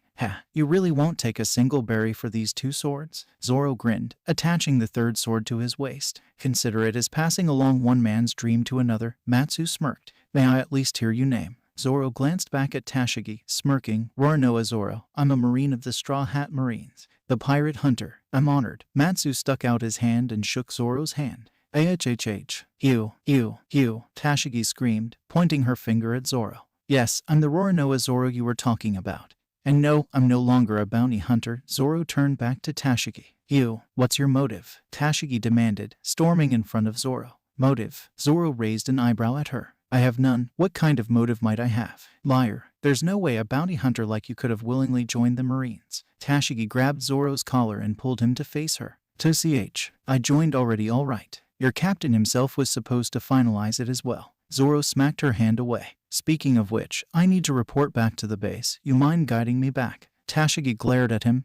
I won't accept this. Tashigi turned on her heels and walked out of the shop, not sparing a glance back. Geez, this is why I don't get women. Zoro sprinted out the shop after her. Whoa, so this is what the king of pirates saw before his execution. Luffy stood on top of the execution platform with his arms crossed. Hey you, Marine, get down from there. A voice shouted from among the crowd. Luffy looked down to see a policeman waving his fist at him. Don't think just because you're a Marine we'll let you do whatever you want. Now get down before a mace smashed at the policeman's face, sending him tumbling onto the floor. I've finally found you, Luffy. It's been a while. A woman stepped out from the crowd, hefting the mace on her shoulder. She wore a white cowboy hat with a large red plume complemented with a revealing bikini top and tight pink pants that reached just past her knees. Luffy raised an eyebrow. Have I met you before? Oh, how can you forget about me? I remember as though it was yesterday when you had handled me so roughly. She squirmed as she hugged herself. You had me tied up so I couldn't resist. And then you left me there. How cruel of you, Luffy, she sighed, flicking her hair back with her hand. I really don't remember you. Luffy scratched his head. Jai-ha-ha-ha. Even still, you should remember me, right? You lousy Marine. A cloaked figure stepped beside the woman. You, Luffy gasped. Jai-ha-ha-ha. Remember me now. Sorry, who are you? Luffy laughed, scratching his head in embarrassment. The cloaked figure cursed as he threw the cloak away, prompting a whole group behind him to do the same. Oh, it's just you, Buggy, Luffy grinned. So you remember me, Buggy sneered. I have escaped and returned to take my revenge on you. You thought those pathetic ropes can hold me. I'll show you what happens when you underestimate me. I still don't know who you are though. Luffy nodded to the woman. Don't ignore me. Buggy screamed. The woman sighed. Don't you remember? You left me tied up alone on the beach and took Kobe with you. I only remember tying up a really fat pirate there. Luffy scratched his head. I am her, you idiot. I'm Alvida. Alvida screamed at him. Luffy's eyes popped out. Enough. Buggy yelled. We're both here to take our revenge on you. Prepare to die, Marine. Luffy crossed his arms, smirking at Buggy. I've already beat you once. What makes you think I can't do it again? Jai-ha-ha. Do you see this crowd of people? Buggy laughed, snapping his fingers. All of the pirates drew their weapons, herding the crowd towards the center of the town square. Move from that platform and we'll kill everyone here. You, leave them out of this. I'm the one you want. Luffy clenched his fists. Jai-ha-ha-ha. That's the reaction I wanted. Too bad for you, Marine. I don't play fair. Cabbage appeared from behind Luffy, slamming down a block of wood on him. Luffy had seen it with his observation haki and sidestepped Cabbage before kicking him off the platform.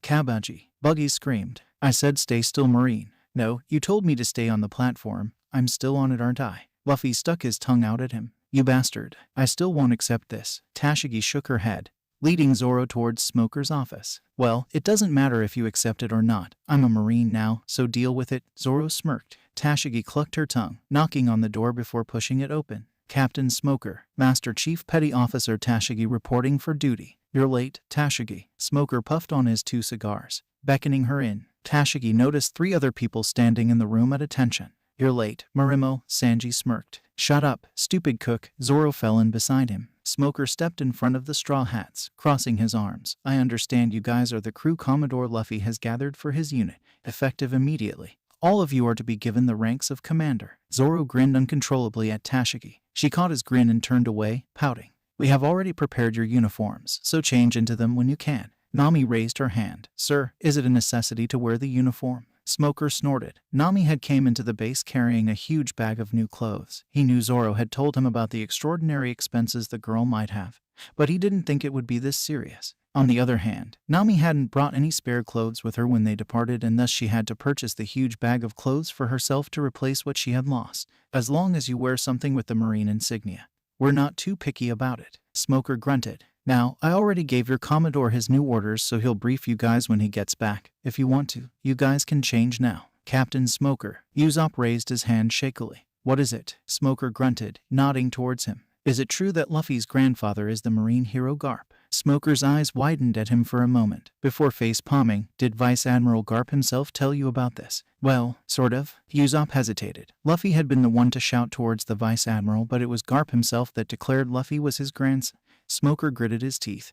That damn old man, he threatened everyone at headquarters to keep it shut about it, and yet he himself just can't help but to brag it to everyone. Smoker sighed. I'll have you know that the only person that didn't seem to try to keep that information a secret was Garp himself. It makes the rest of us look like idiots for going with it. So Garp wasn't the one who kept our names from the newspaper? Nami raised an eyebrow. Hell no. Smoker wrung his hands in frustration. Knowing him, he would have already appeared in the papers with a picture of himself and Luffy smiling next to each other. He would have also insisted the headlines to be something like my grandson's the best or something. Smoker pinched his nose in frustration. Smoker gave a long sigh. The only reason he actually told Luffy to keep it a secret was because the fleet admiral threatened him to.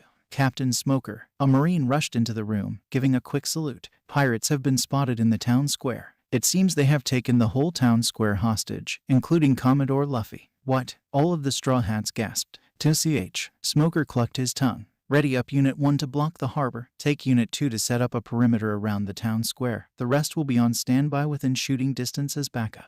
The 4 of you, come with me. We'll get your Commodore out of there. Captain Smoker. Nami raised her hand. What is it, girl? Smoker turned back. There'll be a storm brewing soon. Will our ship be safe? Smoker raised an eyebrow. You can predict the weather. Nami shook her head. I can read it well enough to know what's coming. I see. Don't worry about it. Our harbor's pretty sturdy. Your ship will be safe from the storm. Now, we need to arrest some pirates. Yes, sir. All 4 saluted. Smoker pushed open the door and ushered the Straw Hats inside the room. By the window, a few Marines had their rifles ready, and one of them was surveying the square with a pair of binoculars. What's the situation? Smoker asked, taking the binoculars from the Marine. The pirates have taken all the civilians in the square hostage. They seem to want the head of Commodore Luffy in exchange for the lives of the civilians. The Marine saluted. TCH. We have to move fast then. Is everyone in position? Smoker tossed the binoculars back to the Marine. Yes, sir. The Marine fumbled with the binoculars before catching it. Get them ready to move once I give the signal. E4. Smoker pointed to the Straw Hats. I need you guys as my backup. Once I have their attention, get Luffy down from there. Smoker grunted. Yes, sir. Luffy was on his knees with his hands tied behind his back. Buggy was standing over him, his foot on his shoulder. Now remember, move and everyone in the square will suffer, Buggy whispered in Luffy's ear. He drew out his sword, pointing it towards the sky. Everyone, bear witness to this Marine's flashy execution. This is what happens to those that oppose us. All the pirates cheered and cursed at Luffy. Now is there any last words you would like to say? Mr. Marine. Buggy smirked. Luffy looked towards the crowd, all of their eyes watching him expectantly. Buggy smirked, resting his sword on his shoulder. Well, not that it matters, you're going to die I am the one who shall stand at the top of the Marines. Everyone was taken aback by his sudden declaration. TCH, is that all you have to say, you damn brat? Buggy's blade descended at Luffy's neck. A scream of pain echoed through the square. Buggy looked up to see Smoker beating down his crew with his jet, shielding the civilians from them. A few blocks away, Marines poured out of the alleys and surrounded the pirates, pushing them back into the square. Out of the corner of his eyes, both Sanji and Zoro were leaping up at him, fully intending on taking him down. Damn it, I'll at least take you with me, Straw Hat. Buggy cut at Luffy's head again, knowing they won't reach him in time. Luffy, his crew cried. Luffy noticed his hair standing just as he felt a prickle at the back of his neck. A flash of lightning struck the platform, setting it on fire and toppling it down towards the square. At the last second, Luffy had kicked himself off the platform and down into the crowd below, breaking free of his restraints at the same time. Straw Hat. Luffy turned to see Alvida grinning in front of him, just as rain started to fall. It's too bad you're on the side of the Marines, or we might have joined as a team. Alvida hefted her mace. Alvida, the team may have failed to catch you, but not with me here. Luffy lunged towards Alvida, aiming for a punch at her abdomen. Alvida smirked and closed her eyes, letting Luffy's fist hit her, only for his fist to slip past her body without an impact. What? Luffy turned back to look at Alvida. I ate the sub fruit. Now my skin is flawlessly smooth. There's no way you can leave a mark on. Sorry, teacher. Armament. Luffy punched again, his fist coated black, this time with a successful impact in sending her flying away. Oh crap, I used too much strength. I hope she's alright. Luffy scratched his head, remembering Aokiji's words. Giorrar, you damn straw hat. Buggy pushed himself up from among the remains of the platform, charred but still alive. I'll get you for this. Bara Festival. Just as he split himself, white smoke appeared from all around him. Buggy tried to punch through the smoke only to find out the smoke was restraining him from moving. What's this smoke? Buggy looked around in panic. I'd appreciate it if you don't put my friend in any more danger, filthy pirate. Smoker growled, smoke billowing out from his sleeves and spreading out to the town square. You're Smoker the White Hunter. Damn you Marines. Buggy cried as the smoke covered him. Smokey, thanks for the help. Luffy grinned, giving him a thumbs up. It's no big deal, Smoker grinned. Captain Smoker. A Marine ran up to Smoker, saluting. Some of the pirates managed to break through the encirclement. They're spreading themselves out to avoid capture. Smoker clucked his tongue. Have units 2 and 3 move in on the square. Try to get as many of them as you can. We already have their captain here. Smoker gestured to Buggy. The Marine saluted and dashed off back into the crowd. Luffy turned to see his crewmates running towards him. You bastard, getting yourself caught like that. Sanji smacked him on the head. You should have just beat them all down. Zoro frowned. Do you know how worried we were? Nami shook his shoulders. I knew all along he would be fine. Usopp crossed his arms. Shishishi, sorry guys, I'm fine now. Luffy scratched his head in embarrassment. It seems you were right about the storm, girly. Smoker looked up at the rain. Of course, I'm the best navigator you can get. Nami thumped her chest proudly. I guess we're grounded until the storm lifts. Smoker frowned. You guys better get back to base while I clear these pirates out. Tashigi. Kashigi ran up to Smoker and saluted. Captain, we've got most of them cornered. Some of the pirate lieutenants and Alvida herself managed to escape. However, that matters not. They won't go anywhere in this storm. Tell the men to continue searching. Yes, sir. Kashigi turned to leave. Wait, I'll go with the men. I want you to guide them back to base. They're still not outfitted yet. Smoker grunted. Captain. Kashigi glared at Zoro, who returned it with a smirk. Do I have to? Of course. I need to rally the men, so hop to it. Aye, sir. Tashigi sighed, watching Smoker run back into the crowd. So, Chief Petty Officer Tashigi, we're in your care. Zoro grinned. Ugh, follow me. Tashigi heaved another sigh, leading the Straw Hats out of the town square. Nami noticed Luffy staring off into one of the alleys,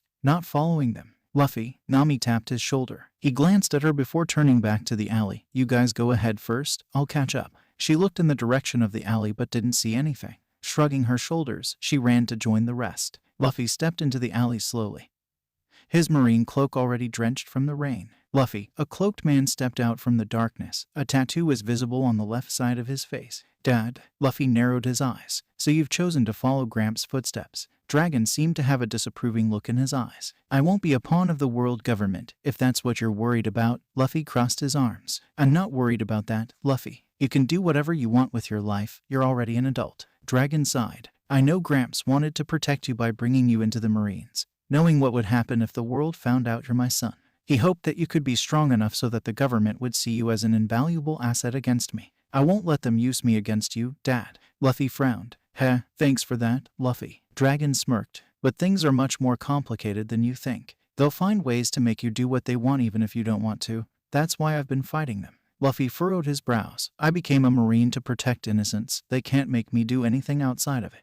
Dragon grinned at his son's confidence. Listen, Luffy, the Marines are good as a whole. But the government itself is corrupted, which is why corrupt Marines like Nezumi exists. As long as the government doesn't change, people like him will always be there. How did you know? Luffy gasped. It wouldn't do if I didn't at least take note of what my son's doing now, would I? Dragon grinned at him. I have contacts everywhere, after all. Dragon raised his head to look at the sky. Just as a lightning struck nearby, I need to go now, Luffy. Think about what I said, though you don't need to do anything right now. Go out into the world and see how it's like yourself. Dragon raised his arm and a gust of wind blew past him, blowing Luffy away towards the Marine base. Oh, and say hi to Gramps for me. Dragon grinned as Luffy disappeared into the sky. When the winds died down, Luffy found himself sitting in front of his crew, all looking at him with shocked expressions. Luffy, how did you get here? Sanji raised his eyebrow. Oh, the wind blew me here. Shishishi. Luffy chuckled, rubbing his head. Everyone looked at him incredulously. This will be your rooms for tonight. Your outfits are already prepared in your rooms. Tashigi gestured to the two doors facing each other in the corridor. The left one is for Nami. You guys will use the right room. Nami Swan, would you like me to warm the bed for you? Sanji spun towards her. No thanks, and don't you dare come here. Nami slammed the door in Sanji's face. Luffy burst into their room and immediately slumped onto the bed. Wah. It's so long since I've bunked in a Marine base, I almost forgotten how great the beds were. Sanji walked over and picked up the white Marine cloak that was left folded on the bed. He looked down at his black suit, tugging at it to compare. Ugh, I guess I'll need to change my suit's color. Usopp grasped the cloak with trembling hands. I'd never have thought I could become a Marine, and a commander at that. Zoro went over to his cloak and shed off his Marine jacket without hesitation before donning on the cloak over his undershirt. Commander Zoro, Tashigi yelled from the corridor. Zoro turned, narrowing his eyes. What do you want? I formally request a duel with you. Tashigi stared straight at Zoro. Huh, why? Zoro grinned, folding his arms across his chest. If I win this duel, you'll pass Wado Ikemanji to me. Zoro walked up to her, pulling out Wado Ikemanji from his waist with its sheath. He held it in front of him to show her the sword, smirking. I refuse. Why? Tashigi yelled at him. Zoro tilted his head at her. I already told you this was a memento from a friend, and I made a promise to her with this sword. To lose this sword to anyone would mean that I'm trampling on that promise to her. He unsheathed the sword, holding it in front of him and pointing it towards the ground. If you want to take this sword from me, you'll have to pry it out of my cold, dead hands. Zoro slammed the sword back in its sheath before turning back to a fuming Sanji. Oi, you stupid Marimo. How dare you talk like that to a lady? TCH, shut it, shitty cook. This is none of your business. Zoro turned back to point a finger at Tashigi. And you, stop bugging me already. The fact that you look like my friend is already a huge problem for me. What? I look like your friend? The one you made the promise with? Tashigi gasped. Yes, so stop bugging me about the sword. Zoro slammed the door, shutting Tashigi out of the room. Stupid Marimo, Sanji muttered, glaring at Zoro. Shut up, shitty cook. Zoro stormed back to his bed. Hey guys, what do you think? Usopp turned around and stuck his chest out, oblivious to the atmosphere. He had already changed out of his overalls into full Marine gear. He had replaced his bandana with a white Marine cap and switched his overalls for a white Marine t-shirt with a blue sash tied around his waist. He had a pair of baggy cargo pants with many pockets lining it that held his multitude of special bullets, and his Marine cloak draped over his shoulders to finish his look. You don't actually look bad, Zoro grinned. I'll just look weird with this over my shoulders. Sanji groaned. I'll look for new outfits in the morning. So we're finally heading to the Grand Line tomorrow. Luffy grinned from the bed. That's where our real mission begins. Real mission? Zoro raised an eyebrow. Yep, the people there are much stronger than the ones here. We'll all have to get stronger if we want to beat them. Luffy grinned. So what are our orders? That smoker guy said you'll brief us. Sanji placed his cloak carefully on the hanger by his bed. Hey, I'll tell you guys in the morning. Nami's not here anyway. Luffy rolled over on the bed. Nami swam. I'll go bring her some snacks. Sanji pirouetted his way out of the room. That damn pervert cook. Zoro sighed. So we're really headed for the Grand Line. Usopp clenched his fists. To become as great as my dad, I won't back down. Tashishi, let's all do our best then. We're setting off tomorrow. Luffy beamed at his crewmates. Tashigi stood outside the Straw Hat's room. She had her hand raised to knock but had stopped midway, remembering her exchange with Zoro last night. She knew she had been insensitive. He had already mentioned about the importance of Wado Ikemanji clearly back in the arms shop, but she still demanded the duel from him. There was no way for him to have a positive image of her now. What made it worse was that he was now his superior. not a ruthless bounty hunter she had heard so much about. Whether she liked it or not, he was one of the Marines now. She sighed before finally rapping her knuckles on the door. "Come in," a voice answered from the other side. Tashigi hesitated. Are they really going to let her in like this? Then again, they didn't know it was her anyway. Tashigi pushed open the door quickly before saluting. Master Chief Petty Officer Tashigi reporting. Captain Smoker requests for Commodore Luffy in his office. Tashigi had pointedly avoided looking at the part of the room she knew Zoro was at. She breathed a sigh of relief as she found the other three in the room had already dressed themselves. Tashigi Sanji spun towards the door. "May I interest you in some breakfast?" Tashigi took a hesitant step back from him. "I'm sorry, sir, I already ate." Sanji collapsed onto the floor, crying in front of a confused Tashigi. Luffy stepped over him casually as he pulled on his cloak. "Thanks, Tashigi. I'll head there now." Tashigi watched Luffy leave before turning back to look at the still crying Sanji, unsure of what to do. "Oi," Zoro called out from the room, getting Tashigi's attention. She turned towards him expecting him to be upset at her presence, only to be taken aback to see him grinning at her. "That perverted guy over there needs some new clothes. Why don't you help him go get some?" Tashigi didn't have time to react before Sanji suddenly stood up to grasp her hands. "It will be an honor to accompany you, mademoiselle." Tashigi quickly pulled her hands back, glaring at Zoro. Follow me." Zoro smirked as he watched Sanji pirouette out after her. That should be plenty enough revenge for yesterday." Luffy barged into Smoker's room without knocking. "Smoke-Eye, you looking for me?" Smoker looked up from his desk of paperwork, grinning at him. Luffy noticed 2 cigars that had been extinguished recently smoldering on the ashtray in front of him. "Yeah, sit down. It's about our plans today." Smoker gestured to the chair in front of him, kicking himself back and leaning on the chair. Luffy gingerly sat himself down in front of Smoker, grinning uncontrollably. "Can't wait to go back to the Grand Line." Smoker noticed his grin. "Yep, I can't wait to see everyone again." Luffy grinned. How many of your Viva cards did you give out?" Smoker smirked at him, pulling out a small piece of paper and flipping it around his fingers. Luffy shrugged. "I dunno, I just gave it to everyone who asked." Shishishishi. Smoker sighed, shaking his head though a smile still stuck on his face. "So what are you planning for the Grand Line?" "I'm gonna beat up and arrest all the bad guys," Luffy said simply. Smoker smirked at that. Anyone who saw Luffy for the first time would always underestimate him due to his easygoing nature and age, but he already knew firsthand how serious that mistake was. The boy that sat in front of him was no mere boy. Having survived Garp's training from hell was already a miracle in itself. The Vice Admiral had definitely not gone easy on his grandson at all. Most people might have mistook Garp for trying to kill him. Smoker remembered the short time that Luffy had been attached to his unit along with Hina. He had looked down on the boy, thinking of him as nothing but a pompous and arrogant kid that was riding his grandfather's coattails. How wrong he was. Luffy was most definitely not human. No human could possess such strong will and tenacity in that small body of his, and in that short time he was with Smoker, Luffy had managed to gain his respect and more. Smoker sighed again. Anyway, down to business. Smoker stuck the small card away in his jacket before pushing a piece of paper towards him with his report of Buggy's capture. "I managed to get Buggy, but Alvida and a large portion of the crew managed to escape due to the storm yesterday, which I am really embarrassed about, mind you. I'm crediting Buggy's capture to both of us, but I'll be giving you the bounty money." Luffy shook his head quickly. "You should keep it smoky. I didn't do much yesterday." Don't be modest on me now. I know you can't put in a request for monetary support at any Marine base, so this would be one of your only sources of income." "I insist." Smoker pulled out a bag and placed it on the table. "This is the other half of the bounty, 7.5 million. Smoker grinned. Luffy shook his head again. "Smokey, I know you're doing this for me, but I insist you keep it. You did most of the work this time, and in fact, don't even include my name in your report. I want you to take full credit for it." Smoker stared at him for a while, letting the silence drag on for a while. Smoker finally slumped his shoulders. "There's no convincing you, is there?" "Nope. And don't go giving that to any of my crew. I won't forgive you otherwise." Luffy grinned while wagging a finger at him. "To ch." Smoker turned away.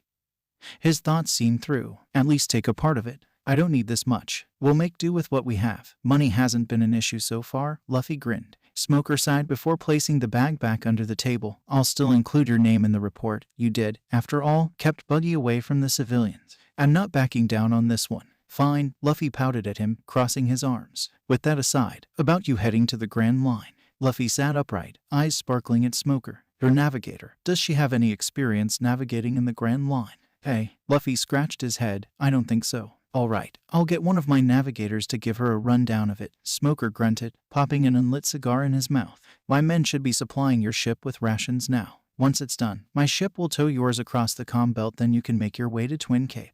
Luffy nodded. "And Buggy?" He'll be on my ship. Once I've seen you off at the Grand Line, I'll drop him at the nearest Marine base for transfer to impel down.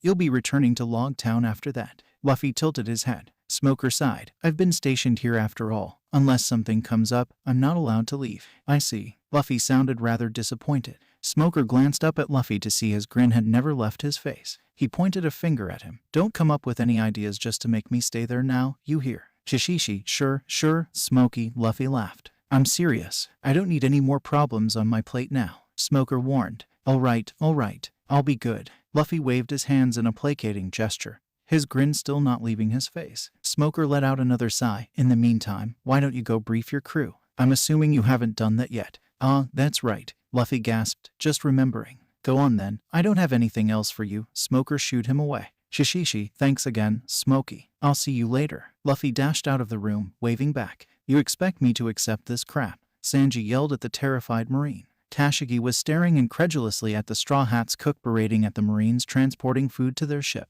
According to him, the supplies they were carrying were garbage, disgusting and inedible, and would insult him as a chef to even cook them for his crew. Tashigi had led the cook to the quartermaster's office with his absurd request for having a uniform befitting of a dashing fighting cook like himself. He ended up choosing the normal chef's jacket and got himself a few sets of white-colored suits as well. That was when he noticed the Marines that were transporting the food to the ship. Tashigi watched in disbelief as Sanji started digging through the food that had been packed for them and lamented over the fact that there weren't enough competent chefs in existence. He started sorting through the food with a critical eye and began sorting them through to another box. Commander Sanji, I think it might be better if you go a little easier on them. Tashigi tried placating the angry chef. Sanji turned to look at her with hearts in his eyes. Of course, Tashigi-chan. Tashigi grimaced and took a step back. She still couldn't get used to his outbursts. She felt rather frustrated that he would treat her differently just because she's a girl, but he had claimed that it was his chivalrous spirit that made him so. Hi Sanji, a voice called out from behind. Luffy strolled towards them with a huge grin plastered on his face. I'm hungry. You have anything to eat? Can't you just eat at the mess hall? Sanji raised an eyebrow. Luffy stuck his tongue out. Their food isn't as good as yours. Sanji glanced at Tashigi triumphantly. I'll make you something later. You're welcome to join us too, Tashigi-chan. Hi, I told you. I already ate. Tashigi stuttered. It's okay. I'll just make you something light. Sanji spun around her, hearts floating off him. My captain won't allow it. That's all right. We'll just invite him along too. Luffy grinned. Well, all right then. Tashigi slumped her shoulders in defeat. Great. I'll go get the rest. Meet you on the ship. Luffy dashed towards the base. Nawa Amiadai. Luffy barged into her room without knocking. Nami was sitting on her bed with piles of clothes around her, her hands frozen in mid-sewing. Luffy, at least knock. Will you? Nami sighed at his tactlessness, looking back down on the shirt she was working on and continuing her sewing. Shishishi, sorry. Luffy scratched his head apologetically. Anyway, Sanji's preparing breakfast on the ship, so come down when you're ready. He didn't wait for a reply and left the room, shoving open the door on the opposite side. Usopp, Zoro, breakfast. Luffy yelled. Come on, get up. Let's go. Luffy jumped around the room. We heard you, Luffy. Zoro yawned, still on the bed. Luffy, I don't look weird, right? Usopp was posing in front of the mirror with his new outfit. Not at all. Come on, Sanji's going to make breakfast. Luffy disappeared back out the corridor. Haha, Commander Usopp. That doesn't sound too bad, huh, Zoro? Usopp stuck his chest out proudly. Yeah. Now let's go before that Commodore of ours eat all the food. Zoro grabbed Usopp by the arm and pried him away from the mirror forcefully, joining Nami that had just exited out from her room as well. Food. Luffy chanted, banging the table with his hand. Be patient. I'm working on it. Sanji yelled back, a tick on his head. Zoro narrowed his eyes at the pouting Tashigi. She had pointedly avoided looking at him the moment she had sat down opposite him at the table. Beside her sat a disgruntled smoker, who had been dragged to the ship despite all his protests by Luffy. Luffy, I get the captain, but why is she here? Zoro pointed an accusing finger at Tashigi. Don't point fingers at her, you uncivilized brute. Sanji smacked at his hand. Shut up, you shitty cook, and cook your damn food. Zoro yelled back. Sorry about that. Nami apologized. They're always like this. Tashigi waved her hands. No. I don't mind. I should be the one apologizing for intruding. Nonsense. Eating is more fun with more people. Luffy laughed, banging the table again. Tashigi sighed before turning to glance at her captain. You're not smoking, Captain? Tashigi gasped as she finally noticed. HMPH, I'm fulfilling a promise, Smoker grunted, folding his arms across his chest. Don't get used to it. Tashigi gasped. The last time when she told him to stop smoking out of concern for his health, Smoker had just snorted at her and lit up another cigar to put in his mouth. He never listened to anyone's advice about his smoking habits. So what promise could have made him stop? Before she could ask, Sanji placed down his specially prepared breakfast for them. It looked like a simple breakfast of toast, eggs and ham, but everything was prepared with Sanji's utmost skill. I take it you haven't briefed them yet? Smoker sighed, munching down on his toast. Nope. Luffy grinned, already stuffing his mouth with food. I'll do it then. Smoker crossed his arms. I'm not sure if you guys are aware yet, but all of you are being reassigned to the Grand Line starting today. All the Straw Hats nodded. Grand Line's a place that's very different compared to East Blue. Strong people are common there, and the weather there is no joke either. Smoker glanced pointedly at Nami. She nodded as she got the hint. I heard that other than Luffy himself, none of you have gone to the Grand Line. They nodded again. Smoker massaged his temples. I won't lie, at your current level, you guys will come across people that would steamroll past you without a problem. In order to survive the Grand Line, all of you need to get stronger to face these monsters. Smoker turned to look Nami dead in the eye. Nami, you're the navigator. You will be the most important member while at sea. The whole crew's fate will rest in your navigation skills. I'll have someone sent down to teach you about what to expect there. Nami gulped, fully understanding the burden she carries while they're at sea. In a while, I'll be towing your ship across the comm belt to get to the Grand Line. Once we're there, you guys will be on your own. What's the comm belt? Zoro raised an eyebrow. It's a stretch of sea that lies on both sides of the Grand Line that is absolutely calm. I'm saying no waves, no wind, nothing, just completely calm weather and waters. That is what makes it so hard to enter the Grand Line.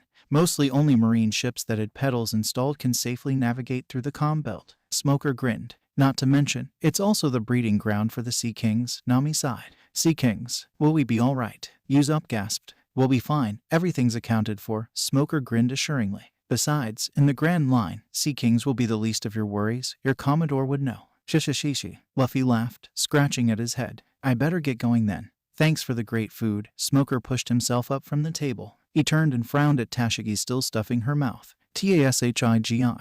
We're going. Tashigi turned to look at her captain with tear-filled eyes. But captain, it's so odd. Smoker sighed before dragging a sobbing Tashigi off the ship. Luffy sat on the figurehead of Mary, watching the sea as Smoker's ship pulled them along the comm belt. Sanji stepped up behind him, his hands in his pockets. Commodore, I have lunch ready. Luffy turned towards the grinning Sanji. He had already changed out from his usual black suit to one of the standard chef outfits the Marines wore. Underneath, he wore a white dress shirt with a blue tie and a chef's button jacket over it.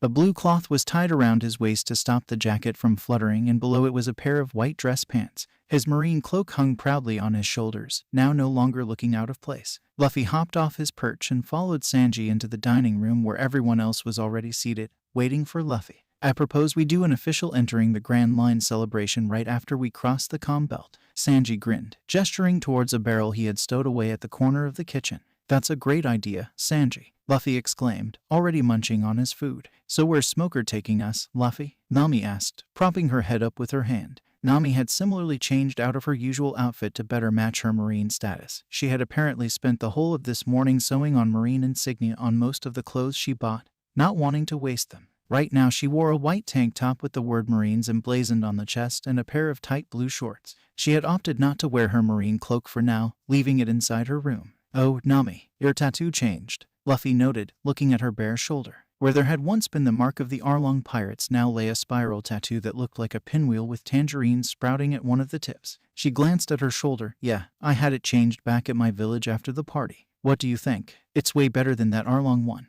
Shishishi. Luffy grinned. Hee, thanks. So where are we going? Nami asked again, grinning back.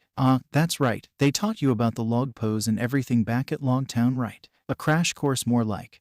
They taught me the basics, Nami groaned. Smoker had kept his word and had one of the marine navigators come down to their ship to tutor her in navigating the Grand Line as much as he could. The amount of information she had to absorb was astronomical. The Grand Line seemed to be a navigator's nightmare at first glance. There was nothing that she could trust other than her crew and the log pose. Grand Line was already proving itself to be a dreadful place. Yep, we're supposed to choose our own route here, so we're going to head to the very start of the Grand Line. Twin Cape. Luffy punched his hand in the air. I still can't believe we're actually going to the Grand Line. Usopp wondered, his eyes staring at the roof.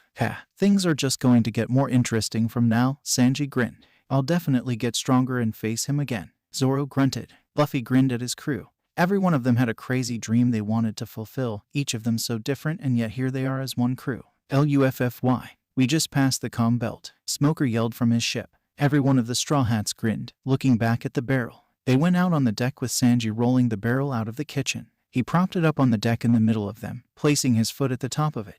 To find the all blue, he grinned. To become the greatest swordsman, Zoro grunted, similarly placing his foot on it. To draw a map of the world, Nami chuckled. 2. To become the greatest warrior of the seas, Usopp yelled. To become a Marine Admiral, Luffy laughed. All 5 of them raised their foot with a yell and brought it down on the barrel with a satisfying crunch. You can already see it from here. Twin Cape is that mountain over there. Smoker pointed at the looming silhouette in the distance. I'll leave you guys here. I'll be dropping this clown off to be transferred to Impel Down. Smoker pointed downwards at where Buggy was held in the ship.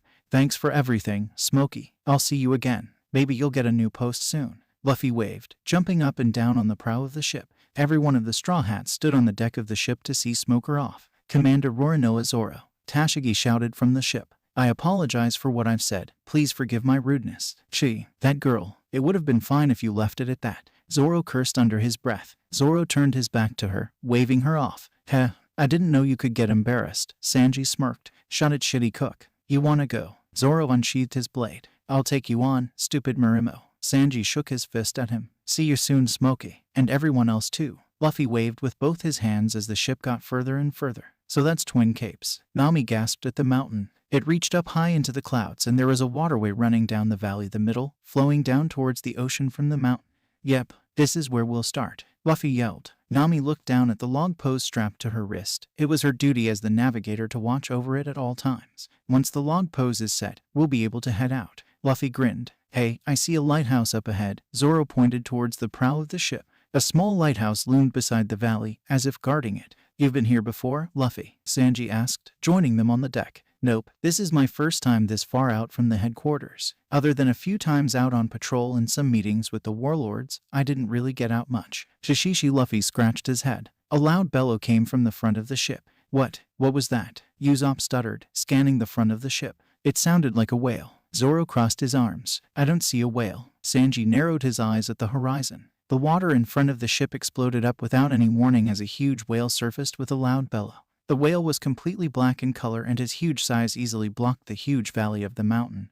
His eye alone was already several times bigger than Mary. At the front of his head, a number of barely healed scars could also be seen. My ears, Nami gasped, covering her ears to block out the whale's loud bellow. It's a huge whale. Luffy's eyes sparkled. What's it doing here? Sanji exclaimed. We're going to crash into it. Usopp cried. Turn the ship around. Zoro yelled, already heading for the wheel. As sudden as it surfaced, the whale dived back down under the water again with another loud bellow.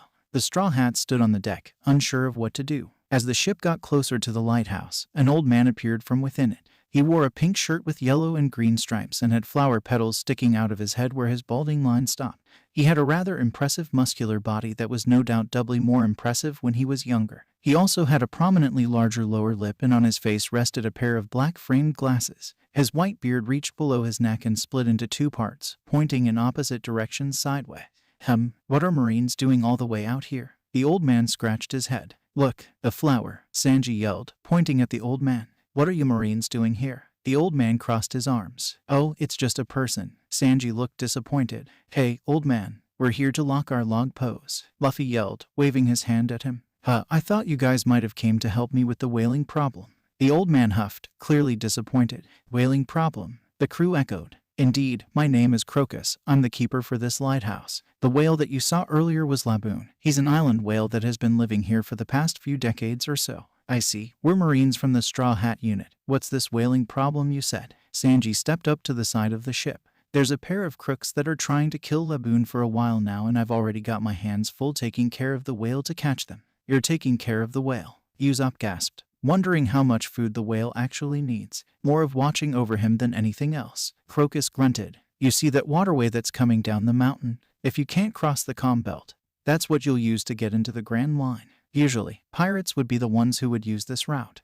From that waterway, how did they get up the mountain in the first place? Nami gasped. Crocus smirked. There's a reverse current that leads up to the mountain from each of the seas. Any ship that gets sucked into the current will be carried up the mountain before ending up down here. Anyway, there's a couple of pirates that came here with Laboon quite some time ago. They were quite a lively bunch too, if I say so myself. And Laboon, Sanji raised an eyebrow, watching the sea in case the whale comes back. Laboon had accompanied them from West Blue. Apparently he had been separated by his pod and he had seen the pirates as his new family. But the crew had feared the Grand Line would be too dangerous to take him along, so they left him in my care. They had promised to return for Laboon once they sailed around the world, but they never came back. Crocus sighed. So Laboon has been waiting. Zoro frowned. Indeed, for 50 years, no less. He still believes his friends would show up till this day. 50 years, the Straw Hats exclaimed. Indeed, and yet he still waits, bellowing at the mountain hoping his friends will return. Crocus sighed. To have so much faith in his friends, Laboon, you're so great. Usopp cried, tears spilling out. So these pirates, are they? Nami gasped. Crocus shook his head slowly. They most probably died while in the Grand Line. Even if they hadn't, I doubt they would come back to this place. Have you not told the whale? Zoro raised an eyebrow. Crocus looked towards the sea sadly. I have tried, but Laboon would not listen to me. He insists that his friends are still alive on the other side of the world and spends every day crashing himself against the mountain. That would explain the scars. Sanji frowned. What about the ones trying to kill him? Nami asked, leaning against the railing of the ship. I don't know why they are doing this, but they usually show up during this time as Laboon surfaces from underwater. Crocus furrowed his brows. Don't suppose you Marines can lend me a hand? How do they look like? Zoro grinned, already unclasping his sword. Like that. Crocus pointed towards the male and female couple drifting on a raft, each one holding a bazooka in their hands. Why didn't you say so sooner? Nami yelled at him. Luffy ran up to the side of the ship, leaning over the railings. Hey guys. Luffy waved at them. The two turned to look at a boy in Marine uniform waving at them. Miss Wednesday, that Marine seems to be waving at us, the man said to his partner. He had an ornate crown on top of his messy orange hair that was complemented by his royal green clothes. It does seem so, Mr. Nine, the woman replied back. Her long, blue hair was tied back in a ponytail and she wore a fur coat over her spaghetti-strap dress. What do you suggest we do? Mr. Nine narrowed his eyes at the Marines. Perhaps it will be best for us to wave back, Miss Wednesday suggested. Both of them began waving back to Luffy enthusiastically. Hey, they waved back. They're such nice guys. Luffy grinned. That's not how it works. His crew shouted at him incredulously. Usopp stepped towards the side, looking down at them. Why are you trying to kill the whale? Both the man and woman stared at each other before starting to break down on the raft. Oh, it is a rather terrible story, you see, Mr. Nine sobbed. Indeed, a very, very terrible story, Miss Wednesday sobbed beside him. We come from a faraway town, you see, Mr. Nine pointed towards the horizon. Indeed, a very, very faraway town. Miss Wednesday nodded. We were sent here on a very important mission. You see, Mr. Nine wiped away his tears. Indeed, a very important and secret mission. Miss Wednesday dabbed her tears with a handkerchief. Shut up and get to the point. The Straw Hats yelled at them. My, so inconsiderate. Mr. Nine huffed indignantly. The town that we came from is short on food. If we can kill the whale, it would feed the town for the next 2 to 3 years. Miss Wednesday explained. Oh, so you guys need food? Sanji asked, suddenly alert. Indeed, if we cannot find food soon, our whole town will starve. Mr. Nine started sobbing. That is pretty serious. But isn't there any way you can get food other than from the whale? Usopp asked. Unfortunately, no. Our town's main source of income is from bounty hunting, but there hasn't been a successful hunt in a long while. Our town is flat broke. If we have no bounty to turn in, you Marines won't pay us. Miss Wednesday shook her head sadly. Oh, Luffy hit his palm with a fist. If that's the case, we have money and food too. There's no need for you to kill Laboon. Luffy, are you sure? You're going to give away our supplies to people you barely know? Nami grabbed his arm quickly. Why not? We don't really need that much money, do we? Luffy tilted his head at Nami. Not really, but... Nami turned away from her Commodore, biting at her sleeves. All that money, Nami cried. You'll do that for us? Mr. Nine gasped. We can't see a bunch of people starve and not do anything, right? Sanji grinned. As long as you agree to not hurt Laboon. Usopp nodded, crossing his arms. Mr. Nine and Miss Wednesday looked at each other. Thank you, Marines. We are in your debt. They bowed their heads on their raft. So where's your town? Luffy asked, turning back to them. It's at Whiskey Peak, on Cactus Island. It should only be a few days' sail away from here. Mr. Nine answered, rowing their raft towards their ship. Nami, set a course for Whiskey Peak. That shall be the start of our patrol route. Luffy grinned at her. Aye, Commodore. Nami was slumped on the deck, tears streaming down her cheeks while drawing circles on the ground. All that money. A loud boom sound suddenly echoed from under the sea. What was that? Usopp stuttered. It's Laboon. He's crashing himself into the mountain again. Crocus sighed, taking off his shirt before diving straight into the sea. Whoa, what's that old man going to do? Sanji ran to the other side of the ship, watching the water. The booming sound continued for a few minutes as Mr. 9 and Miss Wednesday pulled themselves up onto their ship. Everyone stared into the water as the boom continued for a while before it got softer and then stopping abruptly. Laboon surfaced after a while, this time less violently than the first. Crocus stood on top of him, a giant syringe in his hands. "What's that? What did you do?" Usopp gasped. "I injected some sedatives to calm him down for now. It's the only way to stop him from hurting himself." Crocus sighed. "I'm afraid I'm getting too old for this. One day, I might just not be able to help him before he kills himself." The Straw Hats looked up at the half-submerged whale, now currently docile. Luffy stepped up to the prow of the ship, crossing his arms. Laboon. Laboon's eye drifted down to look at the Marine. "I know it is painful for you. These pirates are your family, right?" "Phew," Laboon wailed. "They made a promise to you that they will come back for you, right?" "Phew," Laboon wailed again, tears forming at his eye. "Even after 50 years, you still believe them to be alive, right?" "Phew," Laboon started crying. "On my word as a Marine, I'll head into the Grand Line and find your friends for you, so you don't need to hit your head against the mountain anymore." Luffy punched his hands in the air. "Boohh," Laboon wailed loudly, his tears flowing freely down into the sea. "Ha, that kid." Crocus shook his head. "How the hell did you make him listen to you, when I failed to do so all these years?" Luffy took a few pots of paint and drew a crude-looking straw hat on Laboon's head. "This shall be a mark of our promise. As long as this remains, I will continue to search for your friends, so don't scratch it by hitting the mountain." "Boohh," Laboon yelled in understanding. "You guys, I've never seen Marines like you." "Who are you guys?" Crocus grinned. "We're the Straw Hat Marines." Usopp grinned proudly at him. "The Straw Hat Marines, eh? Weren't you guys who dealt with the most wanted in East Blue?" Crocus scratched his chin. "Yep, that's us." Sanji smirked at him. "What are you doing over here at the Grand Line now?" We had been stationed to the Grand Line after that. "There are much more pirates here, after all." Nami grinned at him. "Nami, is the log post set on Whiskey Peak yet?" Luffy jumped back on the ship. Nami checked the log pose. "Yes, we can set off anytime now. Onwards to Whiskey Peak." Flashback. Luffy clung onto Aokiji's shoulders as the latter rode his bicycle through the waves. He watched as the ice path extended underneath the bicycle wheels as they cut through the sea. Aokiji was humming a tune as he pedaled the bicycle as though it was an everyday occurrence. "Teacher, where are we going?" Luffy asked, not taking his eyes off the ice. There's an island nearby that some pirates are rampaging around. We're going to check it out." Aokiji replied offhandedly. Luffy nodded before a gust of wind blew past them, blowing out a piece of paper that had been under Aokiji's cloak. Luffy managed to catch it before it drifted away. Looking down at it, he realized it was a wanted poster of a girl. "Teacher, who's this?" Luffy poked Aokiji's back. He turned to look over his shoulder, spotting the poster Luffy was holding in his hands. "Oh, that girl. She's a wanted criminal." Aokiji turned back to the front casually. "Hey, isn't she really young? What did she do?" Luffy stared wide-eyed at the poster. The girl in the picture couldn't be more than 8 years old, but yet the reward for her was a stunning 79 million berries. "She knows things that she shouldn't," Aokiji said simply, "and the things she knows are a threat to the world." "Oh, what should I do if I see her?" Luffy continued to stare at the poster. Aokiji stopped the bicycle to turn and look at Luffy in the eye. "This girl is the one exception I will make for you, Luffy." "Exception? The holding back and accidentally killing people you kept telling me?" Luffy gasped. "Yes, if you ever see this girl." Aokiji grasped Luffy by his shoulders, leaning close to him.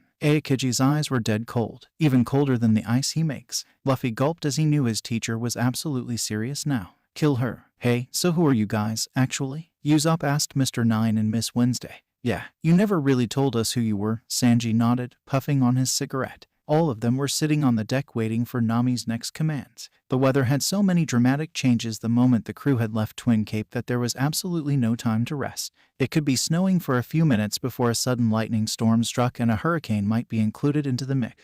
Nami had worked the whole crew to the bones, doing her best to keep the ship afloat with her navigation skills. After what seemed like hours of pulling up and letting down sails, repairing holes caused by icebergs, and constantly turning the ship around, they finally had a moment's rest when they hit calmer waters. "We already told you, I'm Mr. 9. Mr. 9 thumped his chest proudly. "And I'm Miss Wednesday." Miss Wednesday flicked her hair back. Usopp face-palmed. "No, really, who are you guys actually?" "We can't say. We come from an organization that's all hush." "Hush." Mr. 9 raised his index finger to his lips. "Yes, even if you're Marines, we still can't tell you because that's our motto." Miss Wednesday shook her head sadly. "Oh really now?" Zoro stepped up to them. "Now what's this organization you're talking about?" We can't say." Mr. 9 sweated a little. Yes, it's our policy." Miss Wednesday tried to smile. This policy sounds rather familiar to me, but I just can't put my finger on it." Zoro scratched his chin, smirking at them. You must be mistaken then. Mr. Nine tried. Yes, we're nothing but honest bounty hunters. Miss Wednesday glanced away. HMPH, I'll be watching you. Zoro's smirk grew wider before walking away. Usopp watched Zoro walk away with a raised eyebrow. What was that about? Nothing, absolutely nothing. Mr. Nine shook his hands at him. Indeed, absolutely nothing at all. Miss Wednesday nodded her head. Suspicious. Both Usopp and Sanji mouthed. Nami stood at the back of the ship watching the clouds with Luffy beside her. Luffy seemed to be having a blast with all the chaos that was going around just now, and that annoyed Nami. How were you even so calm back there? Nami glared at Luffy. This whole place is crazy. All of my navigation skills have failed to work. If it weren't for the crash course I got from Captain Smoker that time in Loguetown, we'll all be in trouble. Shishishishi, relax Nami, we'll be fine. Luffy laughed. I've been here for the last 3 years after all. The weather will be the least of our worries once we hit the latter half of paradise. Paradise? Nami stared at Luffy incredulously. Yeah, that's what the first half of Grand Line is called. This place is called paradise. Nami cried, tears spilling down her cheeks. How can such a hellish place be called paradise? So how far away are we, Nami? Luffy grinned, leaning against the railing. I don't know. Nami sighed, checking her log post to make sure they were still sailing in the right direction. After everything that happened just now, we could be an hour, maybe even a week away. This place is scary. That's what makes this place so fun. Luffy chuckled. You monster. Nami wailed, slumping herself on the railing. Luffy patted Nami on the shoulder with a huge grin on his face before walking down the stairs to join the rest of the crew. Luffy, Zoro called out from the kitchen, beckoning him over. Zoro closed the door behind him as Luffy entered the room. What is it, Zoro? Luffy, ever heard of this organization called Baroque Works? Zoro folded his arms. Baroque Works. Luffy scratched his chin. Is it some kind of company for water pipes? No, Zoro sighed. It's some kind of underground criminal organization. It's an organization that no one knows about each other's real identities and demands absolute obedience from its members. Criminal organization. Luffy gasped. Zoro nodded grimly. What's a criminal organization? Luffy tilted his head. Zoro face-palmed. Just take it that they are a bunch of criminals that slapped a name on themselves, all right. Luffy nodded dumbly. Anyway, these guys tried to recruit me once way back when I was a bounty hunter before. I refused, of course. Zoro snorted. I couldn't agree with the absolute obedience part. The whole thing is all about secrecy, and everyone in it has their own code name that they must use. What about the boss? Luffy tilted his head. That's also a secret that no one in the organization knows either. In fact, it's the most closely guarded secret of the organization. Zoro frowned. So why did you bring this up now? Luffy crossed his arms. Mr. Nine and Miss Wednesday are both code names, Luffy. Zoro pointed out. Oh, so those two are part of the organization, huh? Luffy nodded in understanding. Indeed, we need to be wary. Zoro glanced towards the door leading to the deck. A few seconds passed by silently. So those two are bad guys. Luffy yelled. You just realized. Zoro yelled back at him. Luffy began panicking, waving his arms in the air. Oh no. We let criminals on the ship. What should we do? Should we arrest them? But we promised to help them. Do I report this to HQ? What if they attack us? Calm down, damn it. Zoro knocked Luffy on the head. They don't know we know that yet. Let's just see what happens and we'll decide what we'll do with them. Luffy nodded, clutching his head where Zoro had hit him. Luffy, Zoro, Usopp flung the kitchen door open. Hey, come out guys, we're here. Here? Where? Zoro raised an eyebrow. Whiskey Peak, of course. Our first island on the Grand Line. Usopp pointed outside. Both of them rushed out after Usopp to the prow of the ship where everyone else was gathered. Right in front of the ship, the silhouettes of giant cactuses could be seen. That's Cactus Island. Mr. Nine grinned. Whiskey Peak is just up ahead. Miss Wednesday pointed at the river opening. Full speed ahead. Luffy cheered, undoubtedly the most excited out of everyone. Welcome to Whiskey Peak. Miss Wednesday gestured towards the cheering town. The whole crew had received a warmer than expected welcome to the town. It seemed as though everyone in the town had specially came out to receive them. Hear this, my friends. Mr. Nine jumped up onto the railings of the ship, waving his hands at the crowd. These kind Marines have graciously decided to aid us in our food shortage problem.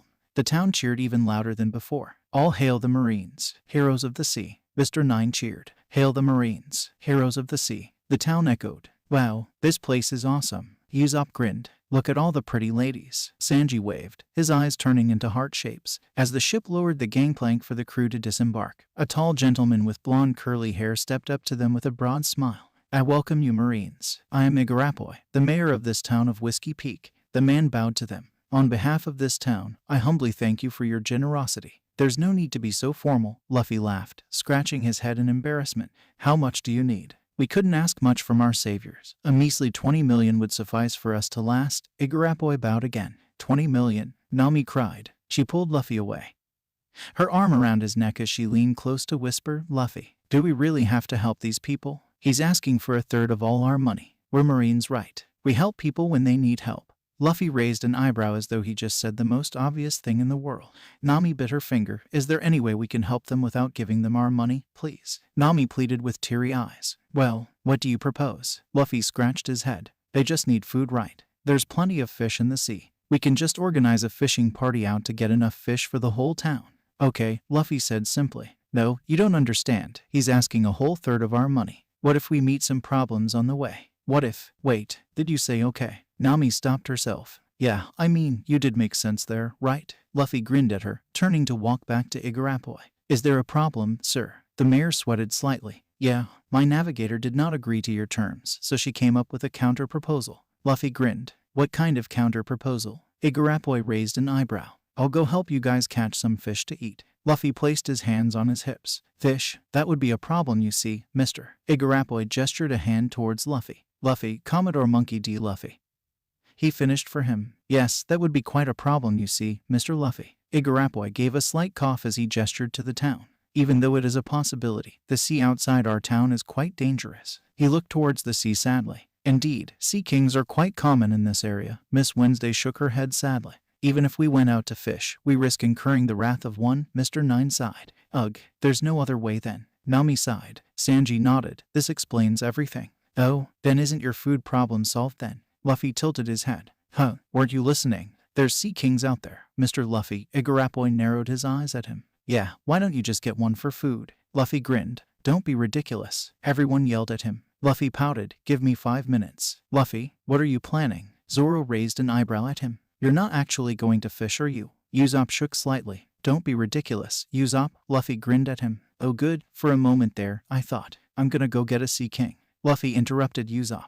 Nami, hold this for me. Luffy handed both his straw hat and marine cloak to her. What? Everyone yelled. Jeppo. Luffy launched himself out towards the sea, disappearing to a speck on the horizon within a second before diving into the sea. He's not actually going to do that, is he? Miss Wednesday gasped. That's the scary thing. We don't know. Nami groaned. The crowd waited in silence, watching the calm sea as the minutes ticked by. A serpentine sea king exploded out from the water without warning, roaring up at a tiny figure that jumped out in front of it. The sea king easily matched up with Laboon in size, only that its mouth stretched open wider and its teeth were especially razor sharp. He's doing it, everyone cried, eyes popping out of their heads. They watched with open-mouthed shock as both the sea king and Luffy crashed back into the water in an explosion of spray. They could hear Luffy's laughter all the way from here. The crazy bastard's actually enjoying it. Sanji gasped. And Mihawk's stronger than this guy. Zoro gritted his teeth. Is he human? Miss Wednesday covered her mouth. A few moments later, everyone gasped as the carcass of a giant sea king emerged in the bay. A soaked and chuckling Luffy climbed up onto land beside their ship. You guys ordered a sea king. Luffy grinned at them. You, how? Igarapoi gasped in open-mouthed wonder. Shishishishi. Back when I was training with my Gra trainer, he had me tossed into the sea to fight with sea kings. That was also how I learned to swim. Eventually, Luffy chuckled. Oh, the Straw Hat's face palmed. He's really not human. Nami groaned. Do all Marines have to go through this training, or is it just you? Sanji frowned, wondering how many actually survive past training if everyone had to go through that. I'm still so far from being a great warrior of the seas. Usopp sighed. This is the power that is common in the Grand Line. Zoro grinned. You're not hurt, Mr. Nine noted. Indeed, not a single scratch. Against a sea king. Miss Wednesday paled. So I guess your food problem's solved with this, right? Luffy jerked his thumb at the sea king with a huge grin plastered on his face. Indeed, Mr. Luffy. That thing can feed us for at least 2 years, if not more. I thank you again for your help. Igarapoi bowed to the Marine in gratitude. Shishishi, don't mention it. Luffy laughed. This calls for a feast. We have more food than we can finish now. Throw a feast for our heroes, the mayor announced. The whole town cheered in agreement, and they were so worried about not having enough food moments ago. Sanji shook his head. The party began in earnest right after they had secured the Sea King to the harbor. There was plenty of food for everyone now, and the people of Whiskey Peak wasted no effort to show their heroes the best hospitality they had ever seen. Both Zoro and Nami found themselves participating in rowdy drinking contests with the various townspeople, including Mr. Nine. Usopp managed to find a group of wide-eyed admirers listening on his tales of being a brave warrior of the seas. Sanji found himself in heaven surrounded by a group of ladies that were doing their best to entertain him, and Luffy got to eat as much as he wanted from the Sea King he had defeated.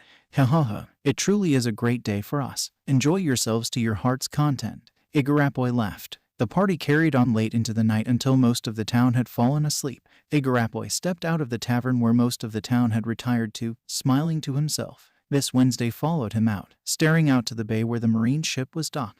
That marine is strong. Miss Wednesday sighed. Indeed, I never thought I'll meet someone like that all the way out here. Igarappoi glanced back at the tavern's open door. Many of the bounty hunters that had disguised themselves to be town folks are sprawled all over the place, fast asleep.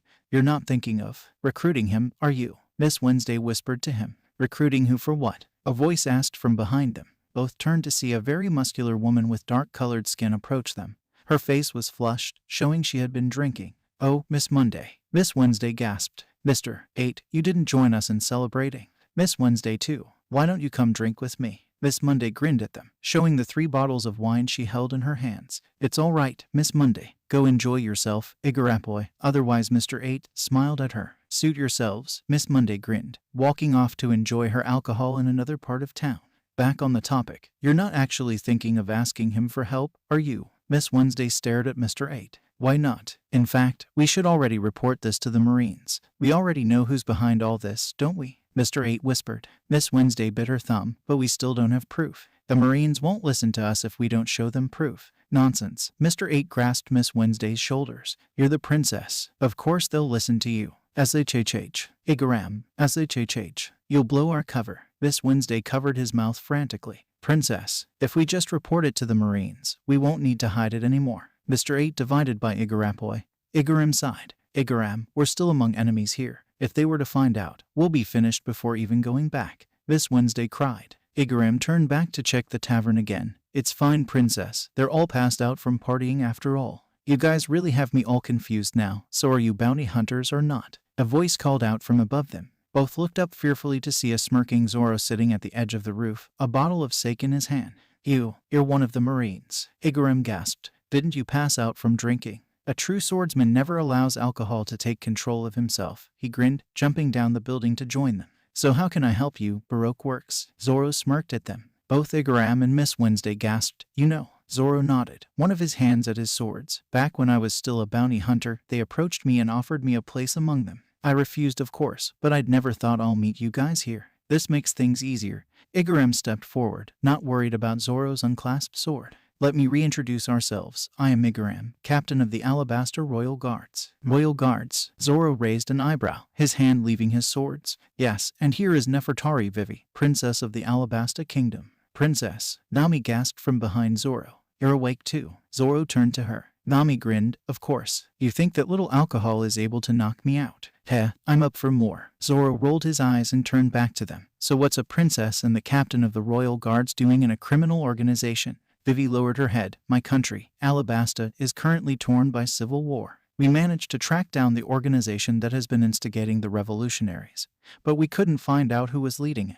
I take it the organization is? Zoro raised an eyebrow. Both Igaram and Vivi nodded. So you infiltrated it as one of them? Nami asked. Vivi nodded. Indeed, I had Igaram and I joined the organization as one of their own to find out their secrets from the inside. And what did you find? Zoro crossed his arms. The boss of this organization spread lies to his subordinates about building an ideal nation. But in reality he aims to take over the kingdom of Alabasta. If I don't return with this information, my country will fall into his hands. Vivi gritted her teeth. My, aren't you the brave princess? Zoro smirked at her. Princess Vivi cares for her country more than herself. Igaram sighed. I was originally against the idea, but she had said that she would go regardless of whether I followed or not. Did you say, Princess Vivi? Luffy stepped out from the tavern. Oh, you're actually awake. What a surprise. Nami grinned at Luffy. Luffy stared at Vivi. You're Nefertari Vivi, princess of Alabasta. Yes, Vivi stuttered, seeing the serious looks in his eyes. You've been reported missing for quite some time now. Luffy noted, not taking his eyes off her. Yes, we never informed anyone of our plans, Igaram answered for her. I see. So who's the one behind all this? Luffy's eyes stayed serious. Vivi clenched her fists. It's one of the 7 warlords. Crocodile. The 7 warlords. Nami gasped. Luffy furrowed his brows at the mention of the name. Luffy, you know him. Zoro glanced at his commodore. Luffy shook his head. I never met him. But my trainer never had anything good to say about him. So what do you plan to do? Nami turned back to Vivi. We both need to get back to Alabasta to warn my people about Baroque Works' intentions. I cannot allow my people to play into Crocodile's hands, Vivi cried. Luffy, Nami and Zoro turned to look at one another, nodding. I guess that's that. We'll escort you back to your home. Nami grinned. I'll report to headquarters about Crocodile's treachery too. Luffy smirked. Footsteps echoed down a dirt path just as they were about to leave. Everyone turned to see a couple walking towards them confidently. More bounty hunters. Zoro crossed his arms. Igaram and Vivi both took a frightful step back. Those two. They're Mr. Five and Miss Valentine. Vivi gasped. Zoro narrowed his eyes, hands going to his swords again. More Baroque Works agents. The lower the number, the stronger the agent. Igaram stepped in front of Vivi protectively. Kaihahaha. My. What have we here? Do I see Mr. 8 and Miss Wednesday collaborating with Marines? Miss Valentine snickered, twirling the umbrella in her hand. Why are you here? Vivi demanded. We received a report from the boss saying his secret got found out. Though what secret it was, we have no clue, Mr. 5 said simply, his eyes unreadable beneath his sunglasses. And we have information that 2 little rats from a certain kingdom has infiltrated our organization. Miss Valentine sneered. Both Vivi and Igaram gasped. And you know what we do with rats. Mr. 5 picked his nose casually. Everyone tensed. We dispose of them. He flicked his booger at the group. Just as the projectile neared them, it exploded suddenly, engulfing all of them in the blast. Kaihahaha. That was easier than I thought, Miss Valentine snickered. They were about to turn their backs when the smoke cleared to reveal Luffy standing still with his right palm raised towards them, smoke clearing from his palm. TCH, at least tell us if you're gonna do something like that. Zoro frowned, his swords already drawn. Heh, you're not bad for a Marine, Miss Valentine snickered. What's going on? A few bounty hunters stuck their head out of the tavern. Perfect timing, agents. Those 2 are spies from the kingdom of Alabasta. The boss has ordered their execution. Mr. 5 pointed towards Vivi and Igaram. The bounty hunters looked between the 2 groups, hesitating. Mr. 8, Miss Wednesday. They're spies. What should we do? The boss ordered it after all. Go wake the rest. The bounty hunters poured out of the tavern, each with a weapon in hand. Luffy frowned at this. The people who he had just been feasting with moments ago have drawn their weapons against them. Nami, go wake Usopp and Sanji and take Vivi and Igaram to our ship. Luffy cracked his knuckles. Aye, sir. Nami grinned, running into the tavern. Zoro, I'll leave the small fries to you. Zoro smirked, his swords ready, with pleasure. You stupid Marines, can't you see you're outnumbered? One of the bounty hunters waved his weapon at them. Zoro stepped out, his bandana already tied around his head. Only weaklings care about numbers. He charged towards them, swords by his side. Shoot him. The bounty hunters fired their guns. Zoro zigzagged through the hail of bullets, reaching the first guy before they could fire their second rounds. Onigiri. Zoro slashed his swords at them, cutting through their weapons and flinging them away from him. Meddlesome brats. Mr. 5 flung another of his booger at him. Luffy appeared in front of Zoro, blocking another explosion. Your opponent is me. So be it, Marine. Mr. 5 rolled up his sleeves, cracking his knuckles. Nami appeared from the tavern, dragging a still groggy Usopp and Sanji with her hands. Vivi, Igaram. Let's go. Nami sprinted down towards the bay where their ship was anchored. They're getting away. Get them. The bounty hunters of Baroque Works picked up their weapons to follow them. Zoro dashed out in front of them, swords pointed menacingly at them. You'll have to get through me first. Takanami. Dashing in front of the crowd, he slashed his swords in an arc, causing a gust of wind to cut through the bounty hunters, blood spraying from those that had been cut. He looked down at his bloodied sword with disapproval. Sandai Kaitsu. A sword should only cut what its master wants to cut. I still have a long way to go to be the best. Zoro flinched back as a bounty hunter slashed his sword at him, bringing the sword in his other hand forward to parry before swinging his head downwards, cutting the man down with Wado Ikamanji in his mouth. All of you are just small fires to me. Don't get ahead of yourselves. Zoro smirked at them. One of the bounty hunters smirked back at him. It doesn't matter. We just needed to keep you here. What? Zoro raised his eyebrow. We already sent a group ahead to lie in ambush for them. There's nowhere to run. The bounty hunter's smirk got wider. You bastards. Zoro turned to the direction where Nami had ran off to. You shouldn't turn your back to us. The bounty hunters leaped towards him. Zoro's eyes flashed. I don't have time for you guys if that's the case. He slashed out with all 3 of his swords before turning around to chase after Nami. The bounty hunters that had leapt towards him all collapsed in a pile, already unconscious. And now you're alone, Mr. 5 smirked. Kaihahaha. Maybe I should go take care of them too. Miss Valentine laughed, leaping into the air and using her umbrella to float towards the bay. Mr. 5 charged at Luffy, his arm raised to hit Luffy. Just so you know, I ate the Bamu fruit. I can make any parts of my body explode. Bomb punch. Luffy grabbed the exploding fist with his hand. His eyes glared straight at Mr. 5.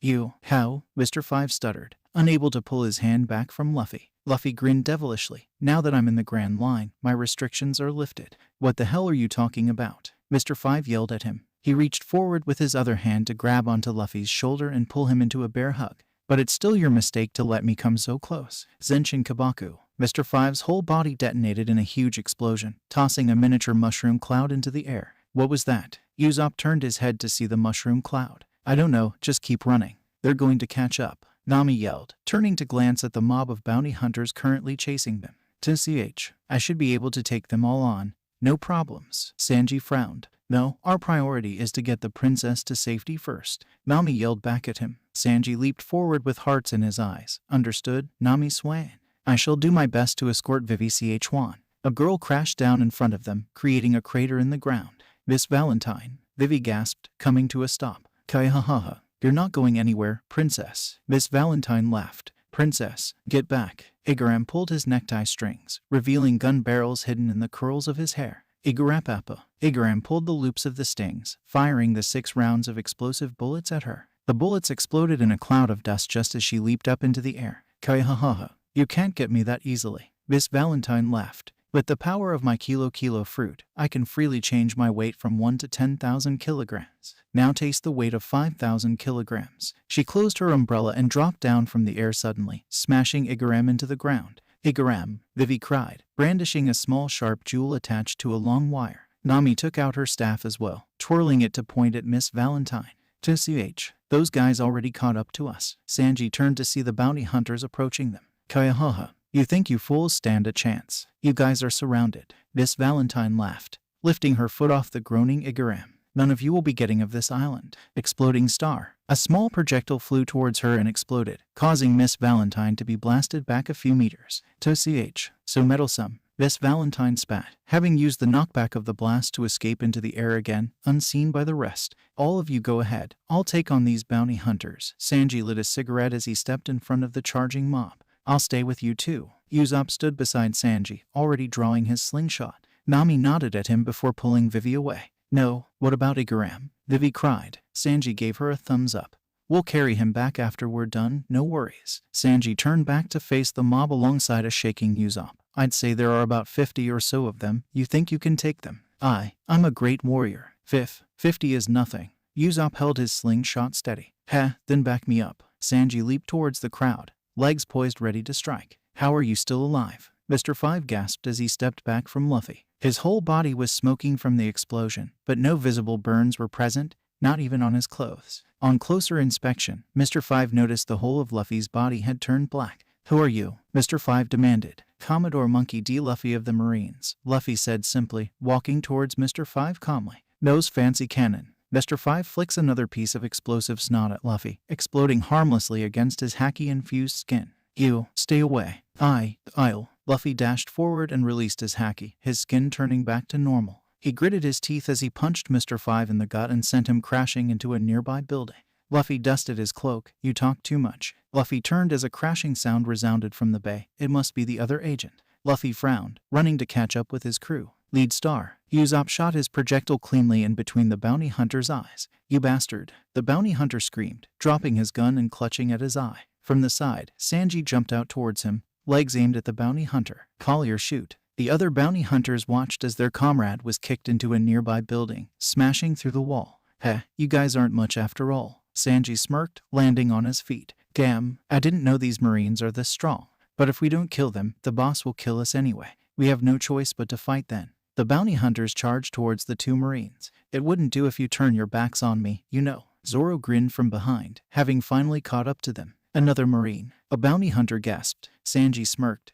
What took you so long, stupid Marimo? Got lost. Shut up, shitty cook. Let's do this. Zoro unsheathed his swords. Usopp, give us some cover. Sanji grinned, leaping towards the bounty hunters again. Usopp returned the grin. You got it. Smoke star. Usopp fired a ball towards the bounty hunters that exploded into a thick cloud of smoke. Sanji lands on top of a bounty hunter with his hands, spinning himself on his head. Party table kick course. Every bounty hunter that was near him received a nasty kick in the face, sending them flying out of the smoke. With a final spin, Sanji flips himself back up and kicks the bounty hunter below him away as well. Tatsumaki. Zoro slashed through the smoke, a miniature tornado forming and blowing both the smoke and the rest of the bounty hunters away. Sanji and Zoro both turned away from the carnage just as the last bounty hunter hit the floor, unconscious. "Heh, not too shabby, Marimo," Sanji grinned. "Same to you, shitty cook," Zoro grinned back. Nami continued to run as their ship came into view. "There it is, Vivi. We're almost there." A person crashed out of the sky, bringing the two to a stop. "Miss Valentine," Vivi gasped. Nami frowned, whipping out her staff. "Didn't she get blown away by Usopp just now?" "Kai-ha-ha-ha. You fools think you can match up to Baroque Works." Miss Valentine laughed. Vivi frowned. "Karu, give me a hand here." A large duck jumped out from an alley, quacking loudly and sticking out one of his wings to Vivi. "I didn't mean literally," Vivi cried. "Kai-ha-ha-ha. What a bunch of fools. I'll have all of you die here now." Miss Valentine leaped into the air again. "Miss Wednesday." A pair of footsteps rushed towards them. Vivi turned to see the approaching figures of Mr. Nine and Miss Monday waving at her. "Was what I heard true? Are you really the Princess of Alabasta?" Mr. Nine gaped. "Yes, it's all true. Your organization has been looking to destroy my country all this while." Vivi yelled towards him, tears in her eyes. 1,000 kilograms. Miss Valentine yelled from above, crashing down towards Vivi. "Look out." Nami gasped. Vivi looked up just as Mr. Nine pushed her away, taking the brunt of the impact. "Mr. Nine," Vivi gasped. "Why?" Miss Wednesday. Miss Monday stepped in front of her, facing Miss Valentine. "We've been working together for quite a while. We may have been here for different agendas, but I know Mr. Nine and I feel the same." Miss Monday turned to grin at her. "You're our friend no matter what." "Huh, so you are all betraying us just for that?" "Kai-ha-ha-ha. How foolish." Miss Valentine laughed. Miss Monday gritted her teeth as she charged towards her, aiming to tackle her onto the ground. "Useless." Miss Valentine flipped herself up and over on top of Miss Monday, holding onto her head. "Let's see that super strength of yours, Miss Monday." 10,000 kilograms. Miss Monday was smashed into the ground by the sheer weight of Miss Valentine. "Miss Monday," Mr. Nine gasped, crawling out of the crater he had been smashed into, coughing up blood. Miss Monday groaned weakly as Miss Valentine stepped off her, turning to face Vivi again. "You're not going anywhere, Princess," Miss Valentine grinned. Both Nami and Vivi gasped, staring at her. Miss Valentine smirked until a hand rested on her shoulders. She turned to come face to face with a Marine Commodore and his 3 commanders behind him. "You, what happened to Mr. 5? Miss Valentine gasped, flinging herself away from him. "The same thing that's going to happen to you," Luffy said simply, advancing towards her. Miss Valentine leaped up into the air again. "Don't get so full of yourself, Marine." 10,000 kilograms. Miss Valentine laughed as she plummeted towards Luffy, leg poised to strike him. Armament. Luffy clenched his black-colored right hand and punched towards her foot. There was no contest as Miss Valentine was flung back into the sky until she disappeared. The strength to defeat a Sea King. Vivi gasped at the sky. "Princess." Igaram gasped. His head was bleeding profusely. Sanji and Zoro had him propped up in between them. That's when she realized Igaram had changed his clothes and hair to resemble hers. "Igaram, why are you dressed like that?" Vivi frowned. Igaram stepped towards her with shaky legs. "Princess, I have a plan. Once Baroque Works learns of what happened here, they will no doubt send pursuers after us. What do you intend to do? If you will, pass me the eternal log for Alabasta. I will lure the pursuers away from you, while you travel the normal route towards Alabasta," Igaram said in between gasps. "But you'll be in danger," Vivi protested. Igaram smiled a little at that. "I'm the captain of the Royal Guards. If I can't place my life on the line to protect you, I can never face your father again." "Igaram," Vivi gasped. "Relax, Miss Wednesday." Miss Monday limped towards Vivi with Mr. Nine by her side. "We'll go with him as well." "Miss Monday, Mr. Nine." Vivi felt tears streaming down her cheeks. "If you will, Princess. The eternal pose, please." Igaram stuck his hand towards her. "What's an eternal pose?" Nami tilted her head, taking the eternal pose from Vivi. Igaram showed it to her. "An eternal pose is like your log pose except it only points to a single island no matter where you go." I see." Nami nodded, making another mental note in her mind. "I'll see you again in Alabasta, Princess." Igaram smiled at Vivi. "Stay safe, Igaram." "Mr. Nine, Miss Monday, you too." Both Miss Monday and Mr. Nine gave her a thumbs up as they watched Igaram alongside with Miss Monday and Mr. Nine set sail on the boat. Nami turned to her Commodore. "Aren't you going to report this back to headquarters?" Luffy scratched his head, smiling awkwardly. "About that Mr. Five Guy's explosion kinda blew up my den mushy." "What?" His crew gasped at him. "So we're on our own," Usopp cried. Well, until I can get my hands on another one." Luffy smiled sheepishly. "I can't believe you." Nami face-palmed. Just as they turned to leave for their ship, a huge explosion set off in the horizon, consuming the decoy ship in a sea of flames. "Pursuers already," Zoro yelled. "We have to leave now." Sanji raced towards their ship. Nami, is the log pose set? Usopp turned to Nami. Nami glanced down at her log pose. Yes, we're ready to set sail. Vivi. Nami looked at Vivi to see a trickle of blood flowing down her lips. Nami grabbed her hand and pulled her away. It's all right, Vivi. We promise you we'll bring you back to your home. Luffy, we have to go. Zoro yelled at his stationary Commodore. Crocodile. Luffy yelled towards the sea. The crew watched solemnly on their ship as the flames slowly died down. Vivi was doing her best to hold back her tears as Karu tried his best to comfort her. It's almost morning, Zoro pointed out. The crew looked towards the horizon as the sun just began to peek out from the sea. Be careful of the rocks, and congratulations on your escape. A voice sounded behind them. The crew turned to see a woman wearing a cowgirl outfit complete with knee-high leather boots and a cowgirl hat sitting on the railing above them.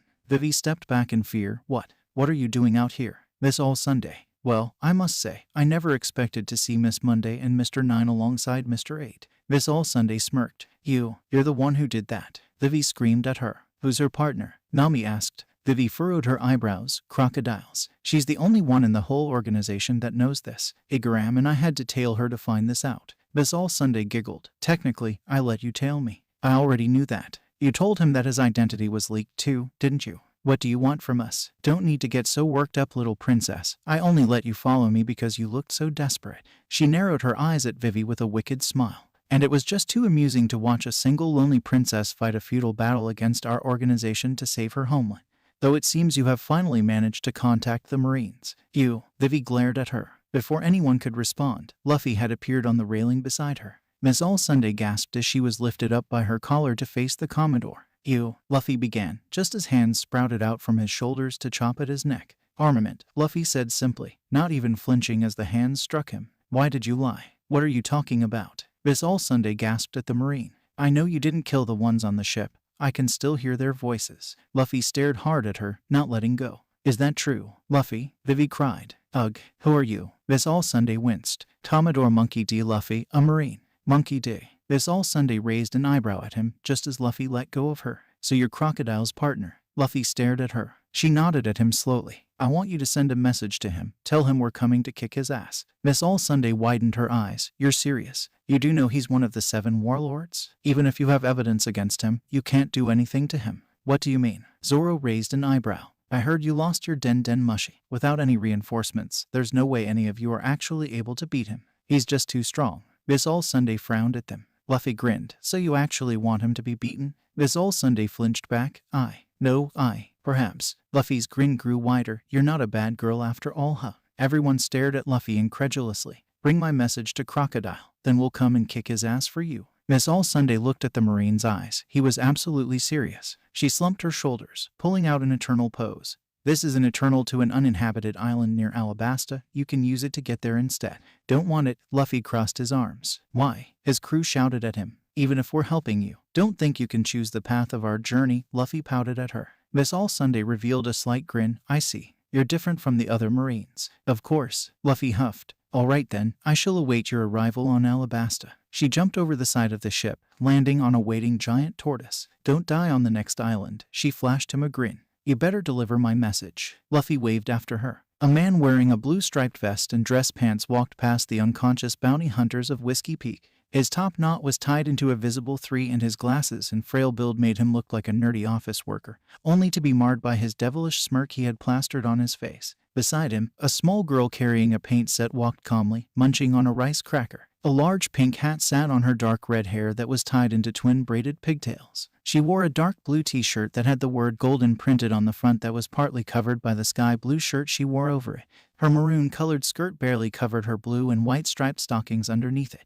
Both of them stopped in front of an unconscious Mr. 5 lying among the rubble of a collapsed building. So this is what you've been reduced to, huh? The man smirked at Mr. 5. If only Mr. 2 had been the one beaten here, I could have been promoted. Mr. 3, had Mr. 2 been defeated here, it would mean we didn't stand a chance against them in the first place. The girl prodded her paintbrush at him. Miss Goldenweek, you forget that I'm more superior in tactical planning than Mr. 2. Mr. 3 smirked wickedly. As long as I know my enemy, there's no way I would lose. Miss Goldenweek sighed dramatically, continuing to munch on her rice crackers. Mr. 5 stirred suddenly, coughing and pushing himself up on the debris. He gasped when he saw the two standing in front of him. Huh, so you're not dead. Mr. 3 rolled his eyes, disappointed. Mr. 5 got up on unsteady legs, grasping at his chest as he spat out the blood in his mouth. Leaning against a pillar, he frowned at Mr. 3, the spy. Contacted the Marines. Both Mr. 3 and Miss Goldenweek flinched at this. TCH. We have to get rid of them before they can request for reinforcements. Mr. 3 frowned.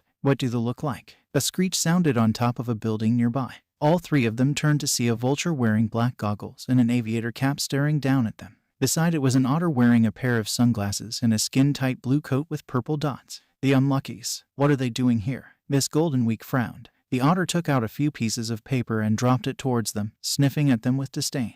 Mr. 3 picked up one of the pieces to find a drawing off a Marine wearing a straw hat. That's one of them, Mr. 5 frowned. So you two saw everything, and you didn't help at all. The otter and vulture pointedly ignored the fuming Mr. 5. So this is every one of them, huh? Mr. 3 grinned wickedly at the 5 drawings of Marines. They shouldn't be too far away now. If they had followed the normal route, they should be at Little Garden now. Mr. 5 raised an eyebrow. What do you propose? You, my friend, will have your work cut out for you. If we leave now, we might still catch them before they reach Little Garden. Mr. 3 grinned wickedly. You mean, I'm still in? You're not going to get rid of me for failing. Mr. 5 furrowed his brows at him. Mr. 3 smirked. Consider this your second chance for making up for your blunder. You still have your uses after all. Miss Goldenweek prodded Mr. 3 with her paintbrush again. We have yet to find Miss Valentine. TCH. Where can she be? We'll be late to catch them at this rate. Mr. 3 spat, turning to look at the rest of the town. Luffy, is what you said back there true? Vivi grasped Luffy's shoulders. Luffy nodded quickly. I heard their voices among the flames. Though it felt weak, they were still alive. You heard their voices. I didn't hear anything. Were they screaming or something? Zoro frowned. Luffy scratched his chin. It's not literal voices that I'm hearing. It's sort of like an aura that everyone emits and I can feel them with my haki. What's haki? Sanji tilted his head. Everyone stared at the Commodore expectantly. Luffy scratched his head. My trainer tried explaining it to me before, but I didn't really understand what he was saying either. It's some sort of power that everyone has within themselves that they have to unlock or something. It seems if you can unlock it, you will be several times stronger than before, so even we can learn them. Usopp asked hopefully. Yeah, it's present in everyone, you just have to unlock yours. Luffy grinned. So, how did you get yours? Nami tilted her head. It took me quite a while actually. Luffy held up his hand as he pointed at his fingers to count. My trainer first tossed me into a cage full of lions, then had me survive a week in a jungle full of bears alone, then had me dodge a barrage of cannonballs he would throw at me, then made me fight sea kings by myself. Okay, we get it. You're a monster. Nami lifted up a hand to stop him. I guess I'll never learn haki then. Usopp sighed. Oh, don't worry about that. My trainer told me that if you're exposed to more danger, the more likely you'll be to unlock haki by yourself. Luffy grinned sheepishly. Yeah, I doubt any of us would be able to survive what you just listed out, Mr. Commodore. Vivi shook her head. So all I have to do is expose myself to danger? Huh. Zoro gripped his swords. Something like that. There was also something about directing your body's energy or something. Luffy folded his arms to think. Everyone stared at him again. I forgot. Shishishishi. Luffy scratched his head in embarrassment. Everyone's sweat dropped. Putting that aside, I see an island ahead. Is that the next stop? Luffy pointed to the silhouette ahead. Nami brought her log pose up to her eye, matching the needle's position to the island. She nodded in satisfaction. Indeed it is. That's our second island of Grand Line. Full speed ahead. I smell an adventure. Luffy yelled. This smell wouldn't have anything to do with that haki now, would it? Usopp frowned. What did you say this island was called again? Zoro turned to Nami who held a book in her hands. Little Garden, she gulped. This place doesn't look good. Why not? Vivi glanced at Nami. It's an island that is trapped in the dinosaur age. Dinosaurs. The crew yelled. Nami nodded slowly, flipping through the book she held in her hands. I heard about these kinds of islands before. Vivi's eyes widened. Because of the difficulty in navigating in the Grand Line, there are many islands that have never been touched by man, resulting in many different cultures spanning across the Grand Line. Usopp's legs were shaking in fear. So, you're saying this island is trapped in the time when dinosaurs were rampant in the world? Vivi finished. Guys, is it possible to skip this island? Usopp clung onto the ship's mast, crying. Quack. Karu agreed with him, cowering beside him. Not possible. We need to record the island's magnetic fields in order to go to the next island. Nami frowned. If we were to leave without recording it, the log pose would just point back to this island. It's just a couple of giant lizards, right? Zoro smirked. Don't worry, Nami Swan. Vivi Chyan. I'll protect you. Sanji pirouetted around the deck. Let's go look at the dinosaurs. Luffy punched the air. I'm surrounded by idiots. Nami sighed. Listen, all we have to do is just remain on the boat until the log pose has been recorded. Understand? Nami wagged a finger at the crew. There's no need for any of us to step foot inside the island. But that's boring. Luffy protested, rolling around on the deck. Is he really a Marine Commodore? Vivi stared at Luffy incredulously. You better believe it, Zoro nodded. Though you already saw how strong he was. Vivi sighed, remembering how Luffy was laughing while fighting a Sea King. No sane man could have done the same as he did. Luffy jumped up from the deck, puffing his chest and striding to the side of the ship. Before he could jump off, Nami grabbed him by the back of the collar and pulled him back. Where do you think you're going? I don't want to stay. I want to explore. Luffy pouted. I said no. It's too dangerous. Nami gripped his collar tighter. Nami, I highly doubt there's anything on the island that can hurt him. Vivi tried to placate the fuming navigator. The others on the crew nodded to themselves in agreement. What about us? Nami cried. Sanji pirouetted to her side. I'll protect you, Nami Swan. Can I go? Please, Nami. Luffy looked at her pleadingly. You, arg, fine, but only until the log pose is set. Nami released his collar. Yeah. Luffy leaped over the ship, disappearing into the forest. Usopp tapped Nami on her shoulder. Nami, do you actually know how long it will take the pose to set? Nami grasped her head as she let out a silent scream. I thought so. Usopp sighed. Just as they were deciding on what to do, Zoro hopped over the railing onto the island as well. Where do you think you're going? Nami yelled at him. Seeing as we might be here for a while, I might as well go see if I can find some danger to get myself into. Zoro shrugged. Stop right there. Nami yelled, a tick forming on her head. Yeah, you stupid Marimo. Don't just run off on your own. Sanji yelled after him. Nami sighed in relief. Finally someone else who actually had some sense on the ship. If you're going, at least hunt some animals to bring back. We're almost out of food. Zoro waved back in acknowledgement while Nami collapsed on the deck, finally giving up.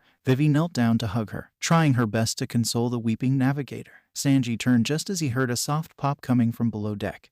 He frowned as he strained his ears, catching the soft thumps of footsteps coming from below. You guys hear that? Sanji stood protectively in front of the girls. Hear what? Usopp looked around, frightened that a dinosaur might come out. Footsteps. There's someone else on the ship. Sanji frowned. A soft thump emanated from below their feet. Usopp hid himself behind the mast. It can't be. Dinosaurs snuck themselves onto the ship. Don't be ridiculous. Vivi frowned. The footsteps sounded human. Sanji threw open the hatch that lead below deck to the storage. I'm going to check it out. He descended the ladder carefully, eyes scanning the darkness for movement.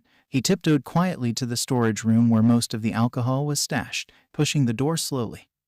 He peered through the crack to see a figure hunched over one of the barrels, dropping something inside it. Hey, what are you doing? Sanji bursts into the room, finding Mr. Five inside. TCH, just had to be you. Fancy nose cannon. Sanji flung himself out of the way as the explosive snot sailed past him, exploding on the pillar behind and throwing up a cloud of smoke. You bastard. Sanji kicked his leg at where he had last seen him, but Mr. Five was already gone. Sanji, what's going on? Usopp called out from above the deck. Sanji clucked his tongue as he checked the barrels filled with alcohol. Some of them had their lids pried open before it was covered back hastily. I think a Baroque Works agent tried to poison our alcohol. Sanji started identifying the ones that had been tampered with and pushed them aside.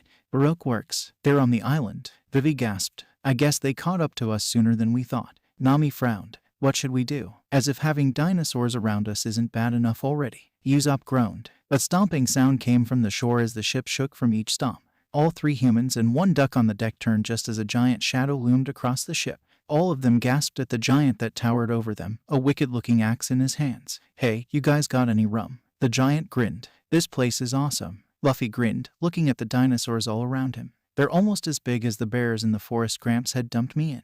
Luffy spotted a brachiosaurus with an especially long neck grazing on the treetops. He immediately jumped on its back and climbed up to its head, using it to take a look around the island. Wow, Nami was right. This whole island is full of dinosaurs and volcanoes. This place is so cool. Luffy grinned. Just as he was about to climb back down, the dinosaur flipped its head upwards, sending Luffy into the air in an attempt to bite him. You want to eat me? Like hell I'd let you. Rankyaku. Luffy kicked the blade of air at the dinosaur, slicing its neck clean off. Luffy landed on one of the treetops, hands on his hips as he huffed indignantly. Jejiajiajiaja. Aren't you a strong one? A powerful voice laughed from behind. Luffy turned to see a helmet-wearing giant laughing down at him. He had a cape draped around his shoulders and a Viking helmet sat proudly on his head. In his hands he carried a chipped sword that had seen many years of constant use and a battered shield strapped to his other hand.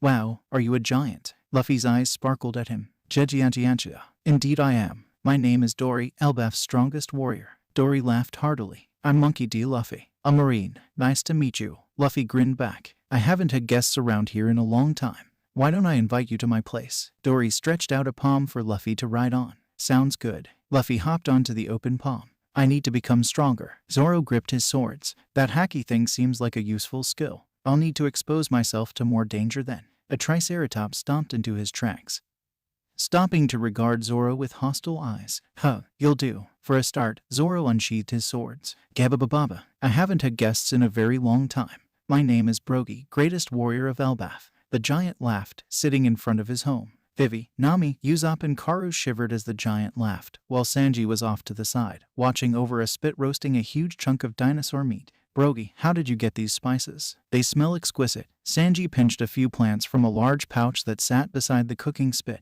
Gabba-ba-ba, you're a cook I see. They're quite common around the island. It gives the meat a very tangy and spicy smell, does it not? Brogy laughed. Indeed, and I never thought dinosaur meat could taste this good. I wonder if there's another way to replicate this taste. Sanji scratched his chin. Gabba-ba-ba, aren't you an interesting one? They're already acting like friends. Usopp nudged Nami. How is he so calm about this? Vivi flinched at every one of Brogy's sudden movements. Quack. Tora slurped nervously on his drink, eyes not leaving the giant in front of him. That's because he's an idiot. Nami sighed. Sanji brought them plates of meat that he had cut himself. Please help yourselves. Nami Swan, Vivi Ch1.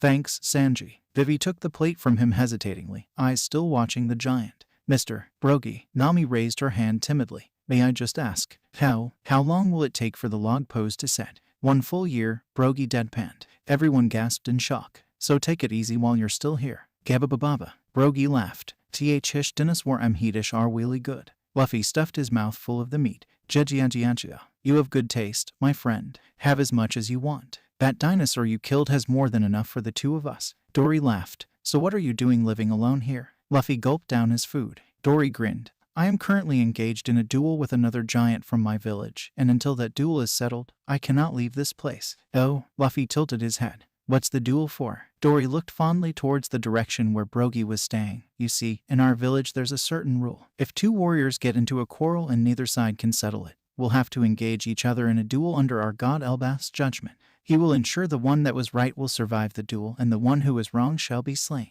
Munching down on the meat in his hands, he glanced back at Luffy with a huge grin. I, myself, got into a quarrel with another giant, so this island has been our battleground since then. Although this duel hasn't been settled for the past 100 years. Wow, you've been fighting for the past 100 years. Luffy gasped. It's nothing to be surprised about. We giants live 3 times longer than normal humans after all. Jejianjianjianjia. Dory thumped his chest proudly. To be honest though, we've fought for so long that both of us have forgotten the reason as to why we were fighting in the first place. I see. It's a battle about your pride now, isn't it? Luffy grinned. Indeed. Dory grinned back, just as a volcano erupted nearby. Dory dusted his legs as he stood up, gripping his sword. I don't know when it started, but that volcano has turned into our signal to begin each of our duels now. Luffy watched in awe as the giant stomped his way towards the other giant that was coming to meet him. Why am I surrounded by idiots? Nami cried. He's no idiot. He's a true warrior. Usopp protested, his eyes watching Brogy in awe. They already forgot the reason this duel started in the first place. So why do they keep on fighting? Nami protested with Vivi nodding beside her. A man's pride is a complicated thing. Sanji puffed on his cigarette, watching as the giants greeted his other with their weapons drawn. Is that something that you would risk your life for? Vivi asked, unable to tear her eyes away as the giants clashed against each other. Usopp nodded. A true warrior would rather lose his life than his pride. Had a warrior lost his pride, he would carry that shame with him for a lifetime. Whereas if he had lost his life defending his pride, his legacy would carry on for generations. Well said, Sanji grinned, while the girls only shook their heads in disbelief. The earth shook as the giants both clashed their weapons again and again, each aiming to kill the other. To think there's a whole village of them. They are truly great warriors of the sea. If I could visit them, maybe I could learn a thing or two. Usopp stared longingly at the giants. The giants let out a loud roar as they punched each other across the face with their shields, knocking each other sprawling onto the floor, ending the fight in a draw. Hey, Dory, I've got rum from my guests. Why don't you drop by for a drink? Brogy laughed. Jejianjianjianjia. Perfect. I haven't had rum in a long time. I'll go get my guest over too. Dory laughed. Zoro stood amidst a herd of dead triceratops, each one having various slash marks across their body.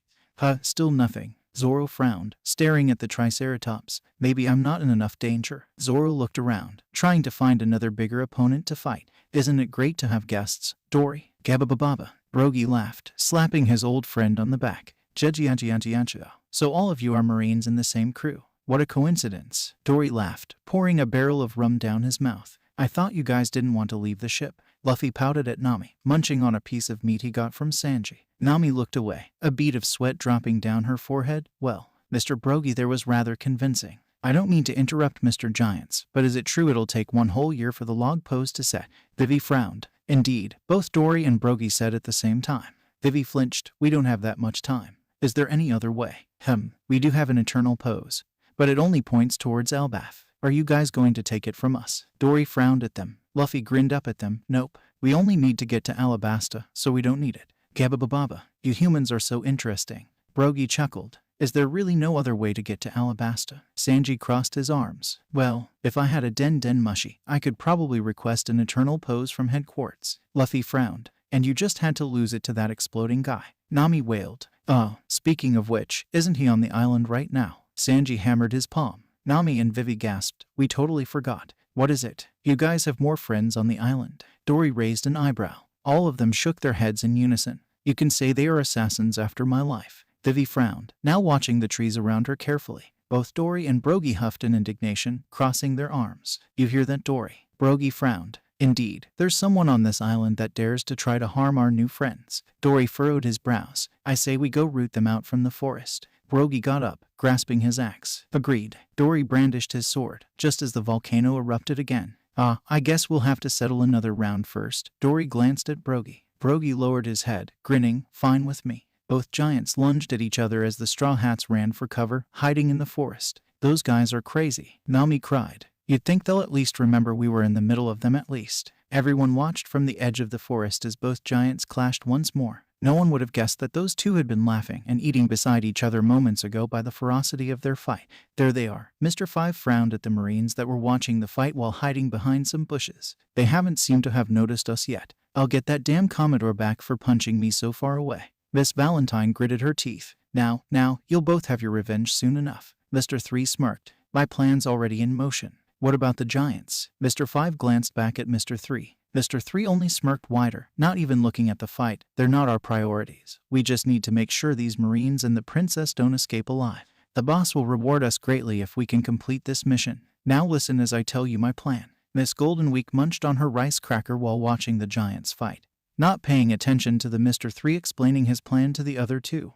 Now, as soon as I give the signal, we all move out together, understand? Mr. 3 grinned devilishly. The other two nodded before moving to their respective positions. We're not alone. Luffy frowned. The others glanced at him before widening their eyes. There's one on each side and another two behind. Don't let them know that we know. Luffy crossed his arms, pointedly looking straight ahead. What do we do? Nami leaned towards Luffy, trying her best to not move her lips. As soon as they attack, I need all of you to make a dash for the clearing and bring them out of the forest. I'll cover our backs. Luffy lowered his head. Everyone nodded in affirmative, readying themselves. Using his observation haki, Luffy saw the figure of Mr. 5 with his hand ready to flick his explosive snot at him. Just as his fingers twitched, Luffy yelled, now! Everyone ran out of the forest and into the clearing, turning around and readying themselves for a fight as the trees behind them exploded. A smoking but otherwise unharmed Luffy leapt out from the dust moments later, his back towards them. Before anyone could say anything, another snot fired towards Luffy, encasing him in another explosion, tossing up another dust cloud.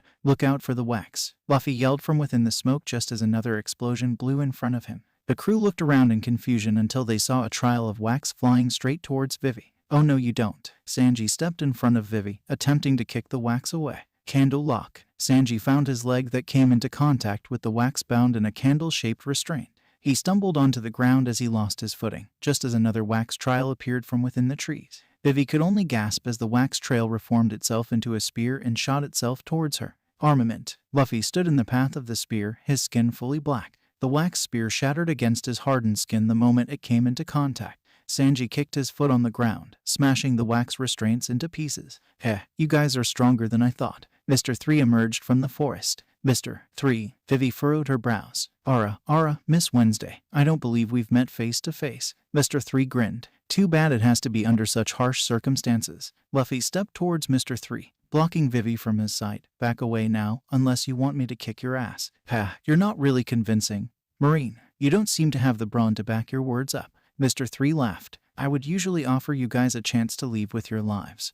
But all of you know our boss's secret, so I'll have you die here. Mr. 5, Miss Valentine and Miss Goldenweek stepped out from the forest behind Mr. 3. We're not going to allow any of you to leave this island alive. Mr. 3 smirked. Oh, what's a house like this doing here? Zoro poked at the house made of wax. Behind him, a decapitated corpse of a Tyrannosaurus Rex lay on the ground, blood spilling out from the neck. Zoro pushed open the door to find the room empty short of the wax furniture, and a porcelain tea sat on the table in the middle of the room. He walked in just as a den mushy rang on a side table in the corner of the room. He walked up to it and picked up the receiver. Hello, Zoro tried. It's me, how's the mission? A gruff voice replied from the other end. Who's this? It's Mr. Zero. Zoro felt a grin crawling past his lips. It's Mr. Zero. Zoro grinned upon hearing that name. Ah, yes, of course, what did you want again? Stop playing around, Mr. 3. Have you killed those Straw Hat Marines and Princess Vivi? Oh, yes, of course I did. They were just a bunch of small fries, nothing to worry about. Zoro snickered. Good, I already sent the unluckies to deliver an eternal pose to you. Set off for Alabasta with Miss Goldenweek once you receive it. Of course, Mr. Zero. We'll be sure to. Zoro was cut off mid-sentence as an otter appeared from the corner of his eye and lunged at him, a pair of shells that had knives at the ends in its hands. TCH, what do you think you're doing? Zoro unsheathed his sword. The otter turned to face him just as a vulture dove through the window, a pair of cannons on its back. The otter lunged again with the vulture behind it, shooting a pair of cannonballs at Zoro. You guys aren't even worth my time. Zoro ducked under the otter's lunge and sidestepped the cannonballs, slashing his sword at the vulture and sending it crashing into one of the wax tables. The otter leapt at Zoro again, clearly mad at him for cutting its partner. Spinning around, Zoro caught the shells with his blade, smirking at the otter before delivering a punch to its face and sending it crashing into the other end of the room. Sheathing back his sword, he picked up the receiver again. You still there? Explain what happened, Mr. 3. The voice seemed very displeased. Oh, nothing. A bunch of weird animals attacked me. I already dealt with them. Zoro glanced at the unconscious duo. TCH, just get here as soon as possible. I don't want to waste any more time. Oh, before that, Mr. Zero, did you receive a message from those Marines? Zoro grinned. No, why? Because my Commodore sends his regards. We're coming to kick your ass, Mr. Warlord. Zoro hung up before he could get a response. Glancing down at the otter and vulture again, he approached them with a sword drawn. Are these things the ones carrying the eternal pose? Zoro poked the vulture with the tip of his sword. Getting no response, he knelt down and turned the vulture over, just as an eternal pose rolled out from under it. Bingo, Zoro smirked. The 4 officer agents of Baroque Works stood against the 4 Straw Hat Marines with Vivi alongside them. Karu had already hid himself somewhere. I'd say, I'm rather disappointed at you, Miss Wednesday, Mr. 3 smirked. If you had just kept up your ruse, maybe you might have even gotten a place in the new kingdom of Alabasta after Mr. Zero takes over. I would never have forgiven any of you for starting the Civil War. Vivi furrowed her brows. Mr. 3 shrugged. Disappointed. I guess we can't hold back then. We'll have to kill all of you here and now. Miss Valentine leapt into the air while Mr. 5 brandished a revolver from within his coat, breathing out his breath into the bullet chambers. Miss Goldenweek dipped her paintbrush in one of her paints while Mr. 3 flung his hand towards them, directing trails of wax towards them. On the other side, Usopp pulled back his slingshot with a bullet loaded in while Sanji lit his cigarette and made a dash towards them. Nami assembled her staff and spun it defensively in her hands, standing alongside Vivi, who had already pulled out her peacock slashers as well. Luffy gritted his teeth as he covered his whole body with armament haki. Charging in with his crew, the 2 sides clashed, both sides intent on eliminating the other. Mr. 5 aimed his pistol at Usopp and emptied all 6 rounds at him. Usopp frowned. Don't tell me your breath's explosive too. He released all the explosive bullets that he had loaded in his slingshot simultaneously, exploding the breath bullets in between them and throwing up a cloud of smoke. Sanji charged through the smoke as Mr. 5 was reloading his gun. Don't get cocky. Candle lock. A wax trail shot towards Sanji's legs, imprisoning them in a candle-shaped restraint. Sanji stumbled onto the ground, cursing under his breath just as Miss Valentine hovered over him, leg outstretched. 10,000-kilo guillotine. Not on our watch. Both Nami and Vivi leapt towards the descending Miss Valentine, smacking her away before she landed on Sanji. To be saved by you girls, how extremely lucky. Hearts fluttered out of Sanji while he blew kisses at them. Shut up and start being of some use. Nami yelled at him. Too late for that, Mr. 5 grinned, pointing his revolver at them. Exploding star. Usopp shot at Mr. 5. Futile, Mr. 5 smirked, catching the bullet in his mouth and swallowing it. The bullet exploded inside him harmlessly. Explosives don't work on me. He fired the gun at Nami. Don't look down on us. Sanji flipped on his hands, throwing the candle restraint on his legs in the path of the gun. The invisible bullets exploded on the candle, shattering it and freeing Sanji. Luffy charged towards Mr. 3. His haki-infused fist clenched behind him, ready to strike. Candle wall. Mr. 3 threw his hands on the ground, spilling wax on the floor that reformed into a hardened wall of wax. You won't be able to punch through this. Mr. 3 smirked. Luffy punched at the wall, shattering it with minimal effort and letting his momentum carry his punch straight into Mr. 3's face. The others watched with wide-eyed awe as Mr. 3 was sent crashing back through the forest in a single punch. You filthy Marine. Mr. 5 pointed his revolver at Luffy, firing all 6 rounds at him. Luffy lowered his head as he swayed his body from left to right, dodging the invisible bullets effortlessly.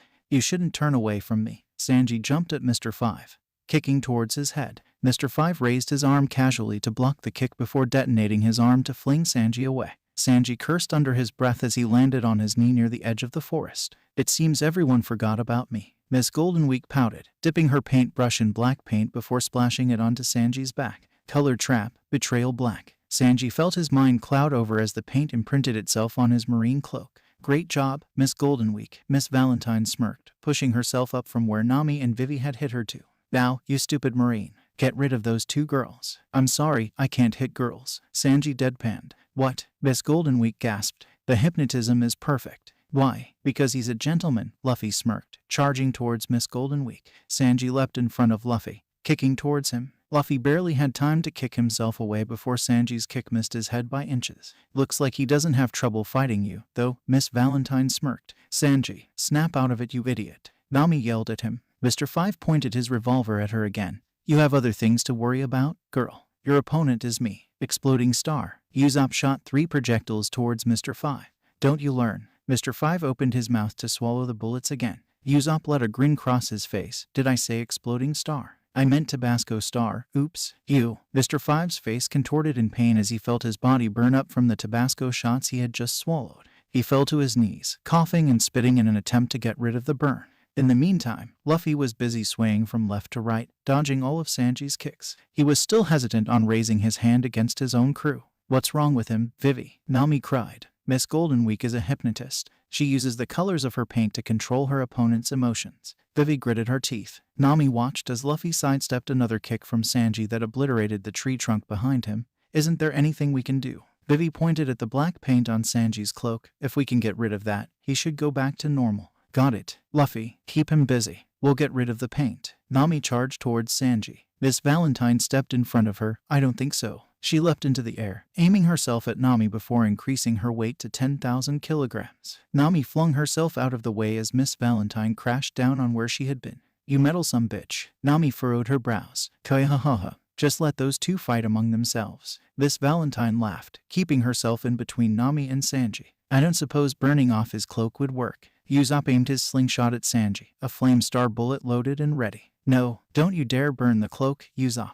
Luffy yelled, blocking another kick from Sanji with an upraised arm. I just have to get it off him right. Yep, Miss Goldenweek deadpanned. Don't tell him. Miss Valentine yelled at her. Zoro. Luffy dashed past Sanji, grabbing onto his cloak and pulling it off his shoulders. Sanji fell on his haunches the moment the cloak left his shoulders, looking around him in confusion. Luffy swiped the paint off with his hand before tossing the cloak back to Sanji, flicking his hand to get rid of the paint as well. You're not bad, for a Marine. A voice called out from the forest. This is the first time I'm forced to use this against a Marine. You should be proud of yourself. Mr. 3 emerged from the forest in a giant suit made of hardened wax. It had broad shoulders with spikes lining it and 2 giant boxing gloves for hands. This is my best piece of work. Candle champion. Mr. 3 grinned proudly. Only his head was visible on the suit's torso area. That's the one he used to defeat that pirate worth 42 million berries. Miss Valentine stared at the hulking suit. Miss Goldenweek, paint the suit for me. With that I'll become invincible.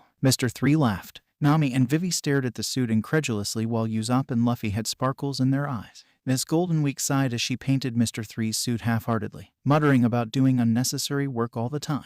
Ha. Now to crush you Marines. Mr. 3 laughed with his new colored suit, advancing slowly towards the Marine. This wax that I created is stronger than even steel. There's no way that any of you can stop me now. Luffy stepped in front of him. Really? That's so cool. This is not the time to be admiring it. Nami and Vivi shouted at him. Mr. 3 raised a fist, aiming at the still stationary Luffy. It's your end, you damn Marine. TCH, you damn Commodore. What are you doing? Sanji leapt towards Mr. 3, kicking at his exposed head. Mr. Point 3 dropped the upraised fist to deflect Sanji's kick away, smirking at him. I already told you, I'm invincible. There's no way you can hurt me. Sanji landed on his feet, leaping up towards Mr. 3 again, leg poised to kick. Mountain shot. Sanji kicked towards Mr. 3's torso, pushing the wax suit back a few steps. Mr. 3 grunted, your kicks are strong, but not strong enough to destroy my suit. Mr. 3 charged towards Sanji, delivering a flurry of punches towards him. Sanji furrowed his brows as he leapt back from Mr. 3, avoiding the punches that left craters on the ground.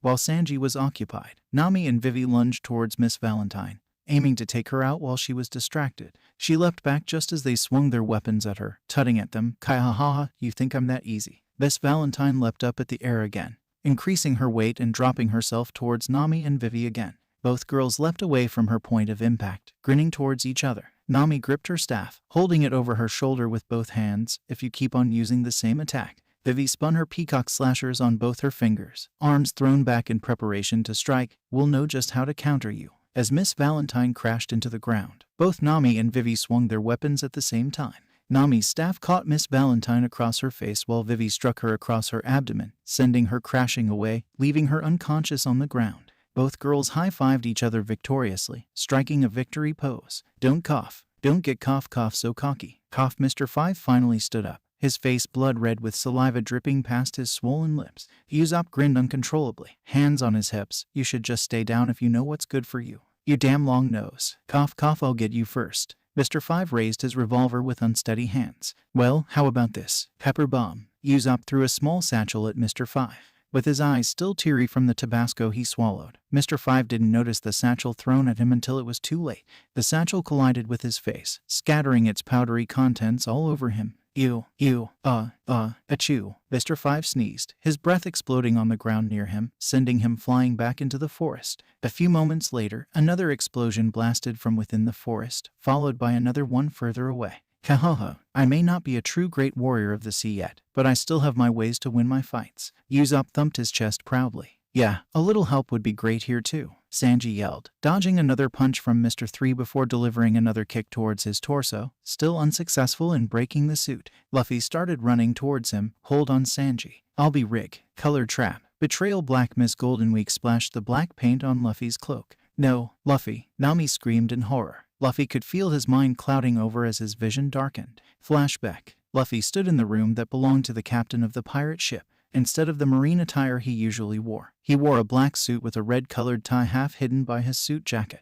Right in front of him was the captain of the pirates. The pirate himself was huddling in a small corner of the ship, staring up at Luffy in fear. He had his hands raised defensively, hoping that it would help keep him alive. 3 figures stepped into the room behind Luffy. One of them had an extraordinarily thin and long mustache that stretched down past his torso, accompanied with a pointed goatee. His sleek black hair was braided to look like a scorpion's tail, and a pair of pointed sunglasses rested on his head. He wore a black tangjuang that was white down the middle and left open to expose his muscular chest. A black tie was hooped loosely around his neck that reached down to a red sash tied over his black pants. The second man had a noticeably larger frame and a very obvious mane of long pinkish hair. He wore a normal black suit that was accompanied with a green tie at the collar. In his hands were 2 hand guards that covered the back of his hands while he wielded a staff that he slung loosely on his shoulders. The last man was the strangest, with his big round frame that was shaped like a balloon. His oddest feature was the zip that stretched across his mouth, one that he has to unzip if he wished to speak. Despite that, his green hair was well groomed and he wore his black suit and white tie smartly. Jio-aha, so you found me, Luffy. You can do the honors then.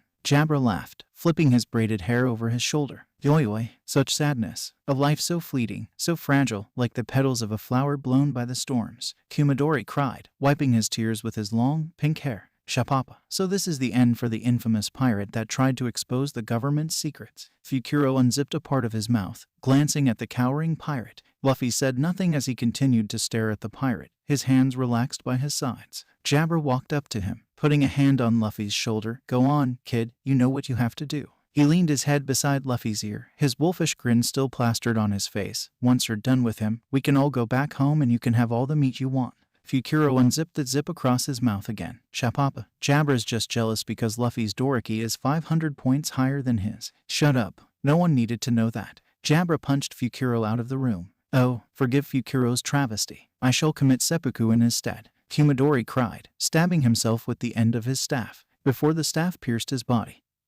He instinctively used Tekai and stopped the staff from causing any harm. I failed again. Is my mother in heaven protecting me? You too, get out of here, Jabra shouted, kicking him out of the room after Fukuro. He turned back to the still stationary Luffy, grabbing him by the shoulders and turning him around to face him. Listen to me, Luffy, we already talked about this before. We're here to do what needs to be done and none of us needs to like what we're doing. Even so, we have to do it because no one else would in order to protect what is precious to us. Luffy glanced at the still cowering pirate before turning his gaze back to Jabra, but isn't arresting him good enough? Even Gramps told me. Luffy, this is different. These kinds of people are too dangerous to be left alive. Jabra pointed at the pirate, who was trying to make himself smaller in the corner. Listen well, Luffy. We are assassins. We are sent to eliminate anyone that threatens the safety of those that we care about. You care about your friends, don't you? Jabra stared hard at Luffy. Luffy nodded dumbly. Jabra turned him around to look at the pirate. You see this guy? This is the kind of person that would kill anyone you cared about without a second thought. Do you think he's worth being kept alive?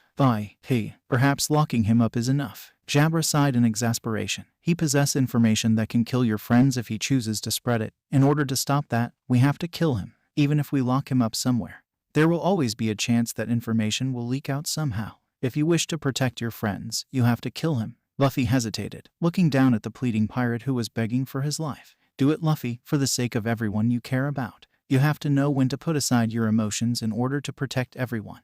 Jabra shoved him towards the pirate. Luffy stumbled on one of the uneven planks on the floor, falling towards the pirate. Seeing his chance, the pirate fished out a knife he had kept hidden under his shirt, stabbing towards Luffy. Jabra muttered a curse under his breath as he pushed Luffy away, letting the knife stab him in the side instead. Luffy fell on the floor, staring up at Jabra's bleeding form in horror. You see, Luffy, what did I tell you? Scum, like him, deserve to be killed. Jabra gasped. The pirate pulled out the knife, turning to face Luffy with a triumphant grin. Jabra fell on his back, gasping at his bleeding wound. A shadow crossed over Luffy's face as he stared at the pirate with half-lidded eyes. The pirate lunged towards Luffy with the knife, gasping in shock as the knife shattered against Luffy's skin. He glanced up to see Luffy's entire body had turned a solid black color and even his eyes seemed to be an endless black pool of dread. Luffy grabbed the pirate by the neck, throwing him against the far end of the room. The pirate screamed as he felt bones snap from the impact, coughing up blood. Luffy reappeared in front of him in an instant before he could fall towards the ground, grabbing the pirate's head with a hand before slamming him face first into the ground. He pulled the bloodied pirate up to face him. The pirate croaked with fear as he saw Luffy's face deceptively empty of all emotions, but his eyes held an unrestrained fury. Luffy punched his fist into the pirate's abdomen, sending him crashing back into the wall again.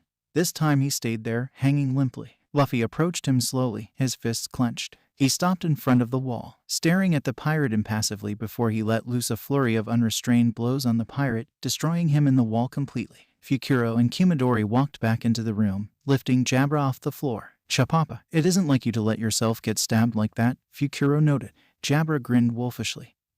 Haha, it was worth it. Now we have awakened a side of Luffy that would not hesitate to kill. Yoyoi, such anger, such fury, as if the heavens themselves thunder upon the earth. Kumadori cried, watching Luffy hammer into the already dead pirate with no signs of stopping. A few tense minutes passed before Luffy finally stopped, breathing hard. His fists were thoroughly stained with the pirate's blood while he stood on the remains of the pirate that was now already crushed beyond recognition. He turned to look at Jabra, seeing him supported in between Fukuro and Kumadori. He released his haki and took an unsteady step towards Jabra, his hands reaching out towards him with his usual smile on his face. Jabra, you're all right. Thank gods. You're all right. Kumadori left Jabra's side and rushed forward to catch Luffy before he fainted on the floor. A true man amongst men. Such compassion for his friends. Oh, so the heavens weep for him. Kumadori cried again, his tears spilling down his cheeks. Joyo, let's take him back. I'm sure our missions will go much smoothly now with this. Jabra smirked. Shapapa, I'm sure his doriki will increase even further now. Fukuro laughed. Shut up.